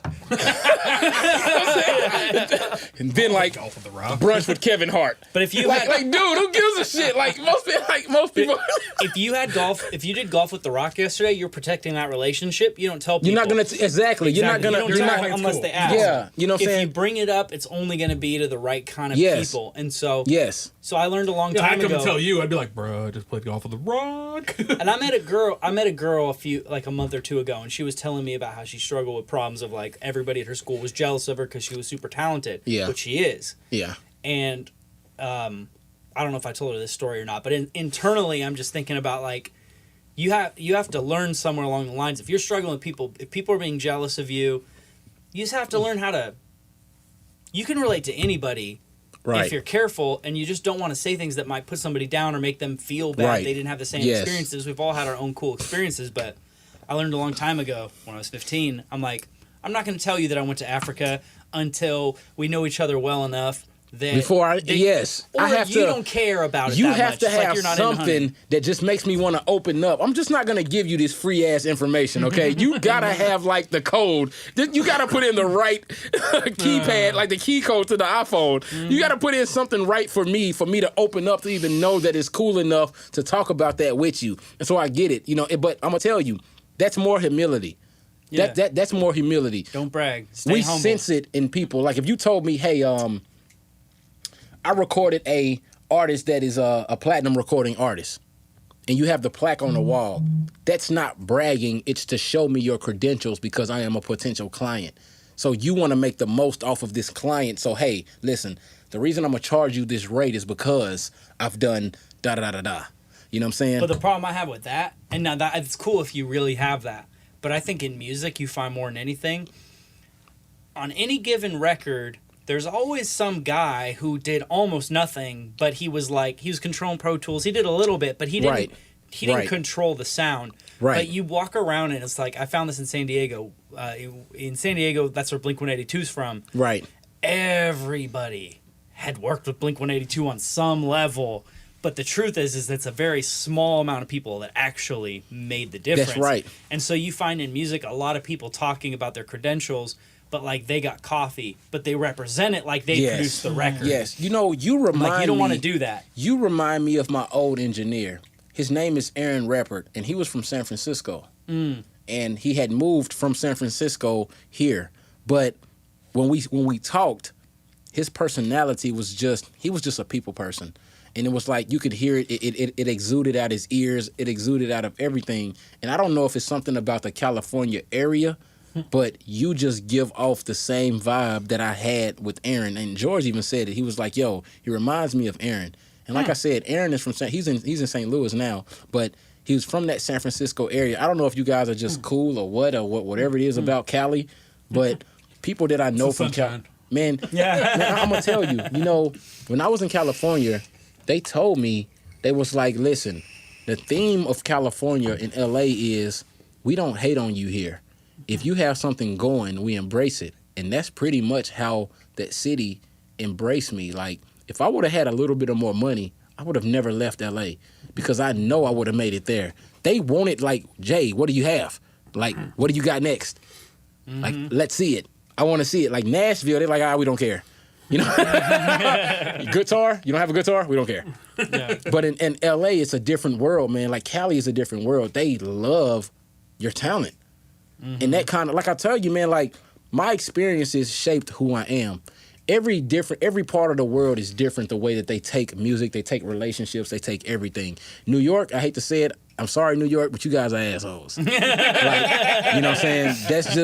That's just how it is. New York, fine. They love it, I think. Yeah, it's their favorite. They want it. New York, they're so blatant, and they tell you exactly how they feel right now. And it's like, you okay with that? You know what I'm saying? Like, you okay with that, right? You gotta be. Like, this is how I feel. And like Cali is more like, it's more laid back, and they just love what you got going. And it's like, what you doing? Oh, you're not doing nothing? You bullshitting. Get something. And that's what really, I don't know, I think it's that California in me that when I was out there, it just made me realize, like, yo, I gotta take this shit to another level. Like, they want to see something. These people want to see a show. Give them a show. They want to make a spectacle of yourself. You know what I'm saying? That's what they want out here. And I love it. And you just exude that, man. And it's like, you remind me of Aaron Rappert so much, man. And Aaron, if you're probably not watching, but you need to. Yeah. Ryan Poole. He watches every episode. Aaron Rappert, Ryan Poole. Aaron Rappert, Ryan Poole. Yeah, he's just like you. So, but, you know, We're twins. You know what I'm saying? But I'm serious, man. Like, I love everything that you got. Your energy, man, like the way you are, and even you meeting you, you're just like him. Like you guys, I'm telling you, man, I look at you guys like y'all. I feel like you like my brothers because it's how I talk when I'm with my brothers. Like we get drunk, we get on some Henny, and then we just sit around and talk, man. So like this was definitely what I needed for my soul. Like you guys don't understand that. Even as artists, man, like this is fulfilling. Like you're helping me. I feel like I'm telling my story. I've never had a platform to do that before. So I thank you guys for that. Like I tell you, man. It's really interesting hearing it, man. I'm telling you, man. All I need to do, look, we're out. Show the people. We're out. Yeah. We're out. The whole bottle podcast. Like, you know what I'm saying? The whole carafe podcast. We had a guy, because we had a guy on the show, Alexander Wren. Yeah. We drinking scotch. And he coined that term after drinking the whole thing. That episode. We don't do this anymore because it's out of hand. Yeah. But it was 5 hours. And we were just he wrote like a song on the show. Oh my God! Like this, we were all falling. Yes. He wrote a song with like audience participation. Yeah, he like spoke for like. It was fun, but it was like an hour long. He talked about like this theory of SpongeBob for like 40 minutes. It was like wild. But we ran out of the bottle, so then we had beers. Yeah, but he called us the whole bottle podcast. We've like the held whole on to that. bottle podcast. So I did my duty, baby. The whole bottle. You held your weight. The whole bottle. And I can tell you, I have much more to go. I'm gonna finish this cup, but I have much more to go. Okay. You know? Now you were about to say something about Texas, but I cut you off. It was kind of apropos of nothing. It was more of a fact because you're talking about animals in Texas, other trash and all this crazy. Brought all these animals. So I don't know the real numbers, so I'm kind of making up the numbers. Yeah. You can Google it. Yeah. But it's something like tigers. Mm-hmm. There's something like only like 500 tigers alive in the wild. Like some small numbers, like crazy small. That is. But there's something like 2,000 tigers in captivity in Texas. Like there's more rich people with tigers as pets in Texas than there are wild tigers in the entire world. How does that happen? Right? Like who the fuck is buying all the tigers? Let these release the damn tigers. What do you need with a tiger? Like, bro, you're not gonna impress me. I come to a show. Hey, having a party tonight. I have a tiger. I'm not coming. What happens is this damn tiger get loose? I'm definitely going. Like, if you tell me you got a tiger, I'm showing up. Like, no, this tiger is gonna be. You remember, like, what was it? What was the movie that they stole the tiger from Mike Tyson? Hangover. Hangover. Yeah. Well, some of them because he actually had those. They were really his tigers. That was actually Mike Tyson's tigers, and he got rid of them. Yeah, you don't remember when Tyson was a champion? He went and bought. He had the tigers when they was cubs. They knew him. What do you do once you've achieved your dream? Buy and you have all the money. But he got rid of his tigers and he sent them to a tiger sanctuary in Texas. Oh wow! His tigers are in Texas now. Wow, I did not know that. Mm-hmm. Wow. You gotta send them somewhere they can run free.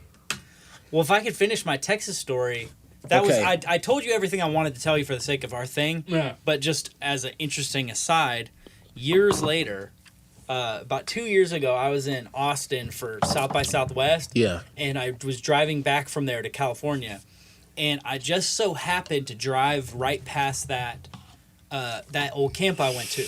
Yes. And as I started getting close, I had to do some Google work, but I was like, wait a minute, I think this is the area. And so I Googled it, and sure enough, it was close. So I took a detour and went by that camp. Mm-hmm. And I just wanted to revisit that memory because that memory weighed heavy on me for a long time. It kind of shaped me in a lot of ways. Yeah. And so anyway, I got there, and I went up to the gate. They had a gate. And I was like, maybe I could drive up and just see it, just see the old campground and kind of put that memory to rest, Yeah. Well, anyway, I get to the gate and there's like an intercom system. Yeah. And I hit the button and nobody answered, but instead the gate just swung open. So I went in. So what, the intercom opened the gate or something? Yeah, I think it was just to open the gate button. Yeah. I didn't even have to do a code or anything. Yeah. And I just went in the gate and started driving. And I drove past this little house where I think people live there. Yeah.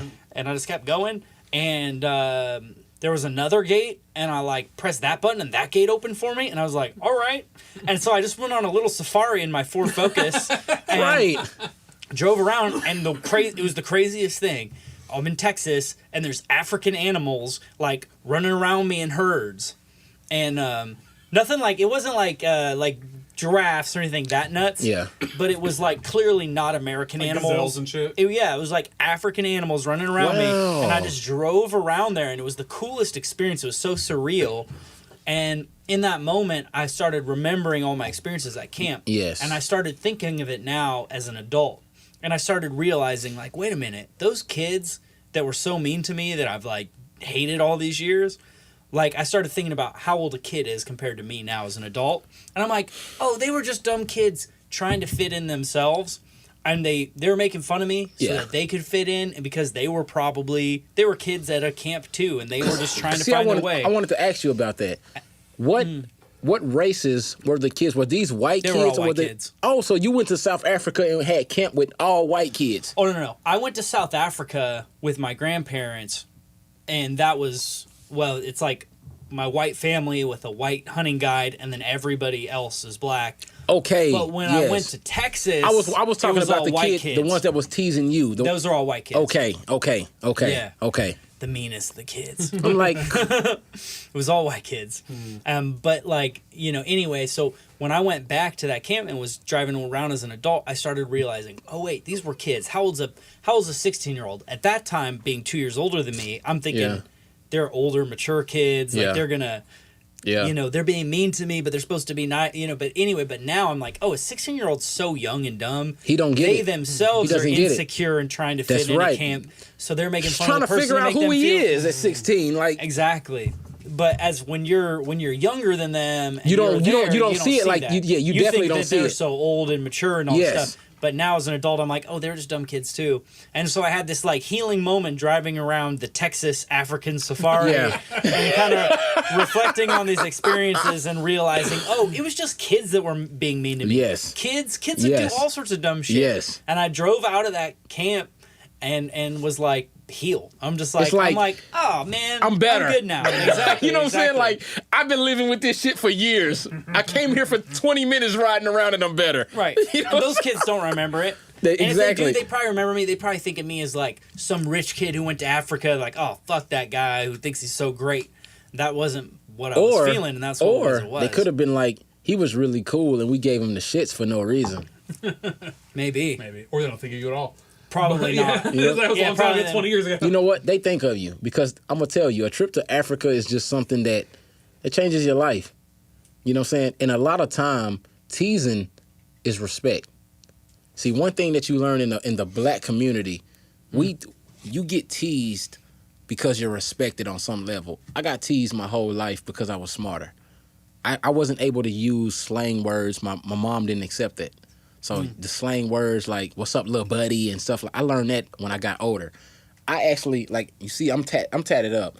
I didn't show my mom I had tattoos till I was 24. I had tattoos at 18. But the way that I was raised, tattoos wasn't acceptable. So sometimes teasing is respect. And I can tell you that from the black community because I got teased about my lips. Once I got hit puberty and I was grown, girls only liked me because I had big lips. So teasing is a form of respect. So and just kids, you don't see it that way. It's horrible, and we don't realize teasing kids, they want to kill their damn self. But once they get older and they realize what it was, it's like, yo, they only tease me because they like me. Like, girls only do that. A girl is not gonna take her time to come tease you about your hair or anything like that. She likes you. But you're too young to actually understand. You're too young to understand what that's respect. If they take time out of their day to tease Ryan about being on this safari trip, they respect you for what you did. But you won't fathom it until you get 30. Yeah, exactly. You know what I'm saying? You definitely won't fathom it until 30. It's exactly 30. Because your 20s, you're too young to still understand it. But 30 is like, It's like this ray of light comes through the cloud and it's a Jesus moment. It's like, Yeah. It's like an moment. You know what I'm saying? So I definitely get it. But you were viewed as something that was bigger than what the norm was. It's just, as a child, how do you say that? As a child? You see what I'm saying? Yeah. As a child, how do you tell Ryan that you're viewed as bigger than what the norm is? We tease you. Yeah. Hey, you fucking lame. Yeah. You know what I'm saying? Like, oh, don't be mean to me. But that's really saying, yo, you're like a god of us. You know what I'm saying? So, but we have to understand that, because I'm telling you, teasing. I was like, yo, I'm not showing my face again. Mm-hmm. My mom was like, nah, let me show you what this is. Like, kids only tease. We only tease people that we think are better than us, and we tease them because you have a characteristic that I don't have. So since you have this characteristic, I'll make fun of it, and we'll make it uncool. But it's really not. It's the coolest. Right. It's the coolest. It's the coolest. So the older I got, I realized, like, I was way cooler than a lot of my friends. I just never felt that way because they teased me for being cooler than them. Mm-hmm. You know what I'm saying? And you can't understand it as a child. But you get older as an adult and you look back and you reflect and you're like, damn, I was cooler than those guys. I was way cooler. You know what I'm saying? So that's all that was. I can promise you that, man. Like, they envied you. Man, probably a big aspect of jealousy. You know what I'm saying? But we have a question. We do. Yeah. We gotta start wrapping up, but we have a question that we ask every guest. Okay. Yes. The moment. Yeah. I'm gonna not do this as much because I think it stilts the answer. Sure. Yeah. It gets people distracted. But it's good for the drama.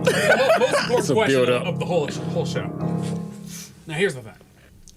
If you had to choose, and you do. Okay. do. I got you. Let's go. Okay. Let's go. Now you gotta know. You gotta know. Okay. The answer to this question can't come from here. Okay. It has to come from here. It has to come from here. Now, what that looks like in practice is instant answer. Oh, sorry, real quick. You don't want me to think of for anybody listening to this podcast, he pointed to his head and then he pointed to his heart. And it's got to come from the heart, not the head. It's got to come from the heart, not the head. Heart. Because everyone has an answer. Right. But they don't always know they have an answer. Okay. Okay, so I need it instant. Okay. No delay. Yes, sir. That's the hardest part for most people. I know, right? Okay. So if you had to choose. And you do. And you do. And you do. What would you say? Dun, dun, dun, dun. Is your favorite kind of turtle? Snapping turtle. Damn it! So many people say snapping. Snapping turtle. That is the only turtle I respect. If you get too close to a snapping turtle, it's going to let you know it's going to bite your ass. Okay? Mm-hmm. I respect anybody that can tell you, like, you're too fucking close to me. Like, this is my personal space here. If you invade certain areas, a certain radius, I'm going to attack you. Snapping turtle. I used to watch on National Geographic, the Galapagos Islands. Snapping turtle, you my guy. Okay? That's it. Like we could. It's a wrap. You could drop the mic on that one. Galapagos Islands, snapping turtle. They was not the shit. They was not to be played with. I'm telling you, like, straight up. Now that was a good answer because you had a good explanation. Yeah, some people just don't know that. But I will say this. I'm gonna say this. We get snapping most common of all things. Now snapping and then box. But that was a good explanation. But check this out. So I've been starting to theorize, like, why we didn't always get snapping, but recently it's always snapping, and we've been coming up with some theories about why. Like, why is that? One of it's like it's one of the most known, but another it's one, a ridiculous question. That's the whole point. It's just ridiculous. Yeah. But another one is I started doing this Jaws theme right before, and I'm like, maybe that gets people in this headspace. Jaws, spites up, snaps you, you know. Interesting, maybe. But I think I just came up with the greatest theory of all, and we're going to test this on the next episode. Okay. Here's what I realized. When you were explaining the question to him, you were explaining it, and you're like, it has to come this quick. What did you do? You snapped in his face. You snapped. You snapped. But then I was like waiting for it. I'm like, I wonder if he snaps right before he asked the questions. And sure enough, you did. Really? You were like, I didn't even notice. And you're like, what is your favorite turtle? Turtle. And then you snapped. And it's like subconsciously, I just instantly go to Snapping turtle. You snapped at him right as you asked him his turtle. It's the Jaws turtle. The Jaws turtle. But either way, you had a great explanation. That makes it all work. Yeah, man. Yeah, you're right. When we first started the show, we got all sorts of weird answers. We got Ninja Turtle. We got some kind of like rainbow shell. I mean, I'm gonna actually tell you. People are not familiar with the forms of turtle. No, I only know snapping and regular. Well, the whole idea. I would have liked regular. The regular kind. Regular turtle. So I came up. He's not trying to play something different. Years before we ever did this show, I had like a job interview. Yeah. And it was boring. Yeah. That's all the same normal questions. And after I left, I was like, man, if I get a chance to interview people, I'm going to ask a ridiculous question. I want to see if they can think on their feet. Come up with an answer right now. You know what I'm saying? Like, I'm thinking, like, I'm scanning, like, I have a lot to pull from, but it's like, wait, turtles? Yeah, only like, snapping. Yeah. No, we always like to go out on one of your songs. What do you want to play? We'll play off like a play slide. Play slide. Or what do you want to do? Please play slide. There is such a thing as a slider turtle? Yes, there's a slider turtle. Slider turtle. Hold on, before you mute us, you can go get things set up. Let people know again where they can find you. Hey, like I said, once again, on Instagram, hit me up, Primate 1. So it's PRIMATE 1. Also, my fan page on Facebook is Lil J.Bone. So if you go to facebook.com/Lil J.Bone, you can hit me up there. And Twitter, I'm Primate1. So it's pretty much Primate1 everything. YouTube is J.Bone, JBONE 615. So you can check out my YouTube page, J.Bone 615. And just pretty much Lil J.Bone is where all of my music is at on any streaming platform that you have. Spotify, Pandora, iTunes, Apple Music, just Lil, Lil, J.B.O.N.E. And please show me some love. I'm telling you, we got some really, really, really good music. And I'm trying to get it out here to you guys. I'm just trying to keep you guys happy, everything like that. So, yeah. Lil J.Bone. Google me. I'm out there. I love y'all. We're going to keep it coming. Hopefully y'all get invited back. I love these guys. I'm out of liquor. I wish I had more. I'm sorry. I need more liquor. I'm not drunk enough. But you know what I'm saying? So we're there. Thank you guys for having me. Lil J.Bone. Get at me, people. I love being a part of this. You know what I'm saying? Empty Bottle podcast, baby. We emptied the bottle. I did my part. So I feel like, you know what I'm saying? I definitely held my own here today. Yeah, you did. Let's go. Yeah, thanks everyone for hanging out as always. Make sure to follow Speaker Hideout on all the things. You guys are awesome, and we'll see you guys again next time. Slide. Slide. Slide. I'ma hit your line, pick up the phone. I'll be waiting outside, don't be taking too long. She just wanna ride, hop in, we gone. She just wanna slide, she don't wanna go home. I know you wanna slide, slide, slide. I know you wanna slide, slide, slide. I know you wanna slide, slide, slide. I know you wanna slide. Slide, slide. Hit your line, I just got off the freeway. Hit the back roads, gotta take the street way. No feet, run the city like a relay. No sleep, feel like I've been up for 3 days. She slide with me cause I never been a cheapskate. She got good taste, this won't be a cheap date. Yeah, she love to party like she want a sweepstakes. Looking at me with that, she just want the D-face. Listening to me on repeat, go DJ. I leveled up, suit tied with a briefcase. I make her vibrate from the deep bass. Flying in my spaceship, we had to deep I'ma hit your line, pick up the phone. I'll be waiting outside, don't be taking too long. She just wanna ride, hop in, we gone. She just wanna slide, she don't wanna go home. I know you wanna slide, slide, slide. I know you wanna slide, slide, slide. I know you wanna slide, slide, slide. I know you wanna slide, slide, hey, we can slide right now. Slide. Yeah. Through the the city like we touring, we can slide. Through the city like a tourist, we can slide. The car ride by itself, I ain't gotta drive. I know you wanna slide, yeah, we can power glide. Late night creeping, don't get tired, ain't no sleeping. Hit the gas, full throttle, now we speeding. Landmarks, check it out, we sightseeing. Too much drip, feel like I could go skiing. Slip bones, got me looking European. Red bone, she look black and Caribbean. Just be ready, I'ma let you know when we leaving. I'ma slide by later on this evening. I'ma hit your line, pick up the phone. I'll be waiting outside, don't be taking too long. She just wanna ride, hop in, we gone. She just wanna slide, she don't wanna go home. I know you wanna slide, slide, slide. I know you wanna slide, slide, slide. I know you wanna slide, slide, slide. I know you wanna slide, slide, slide.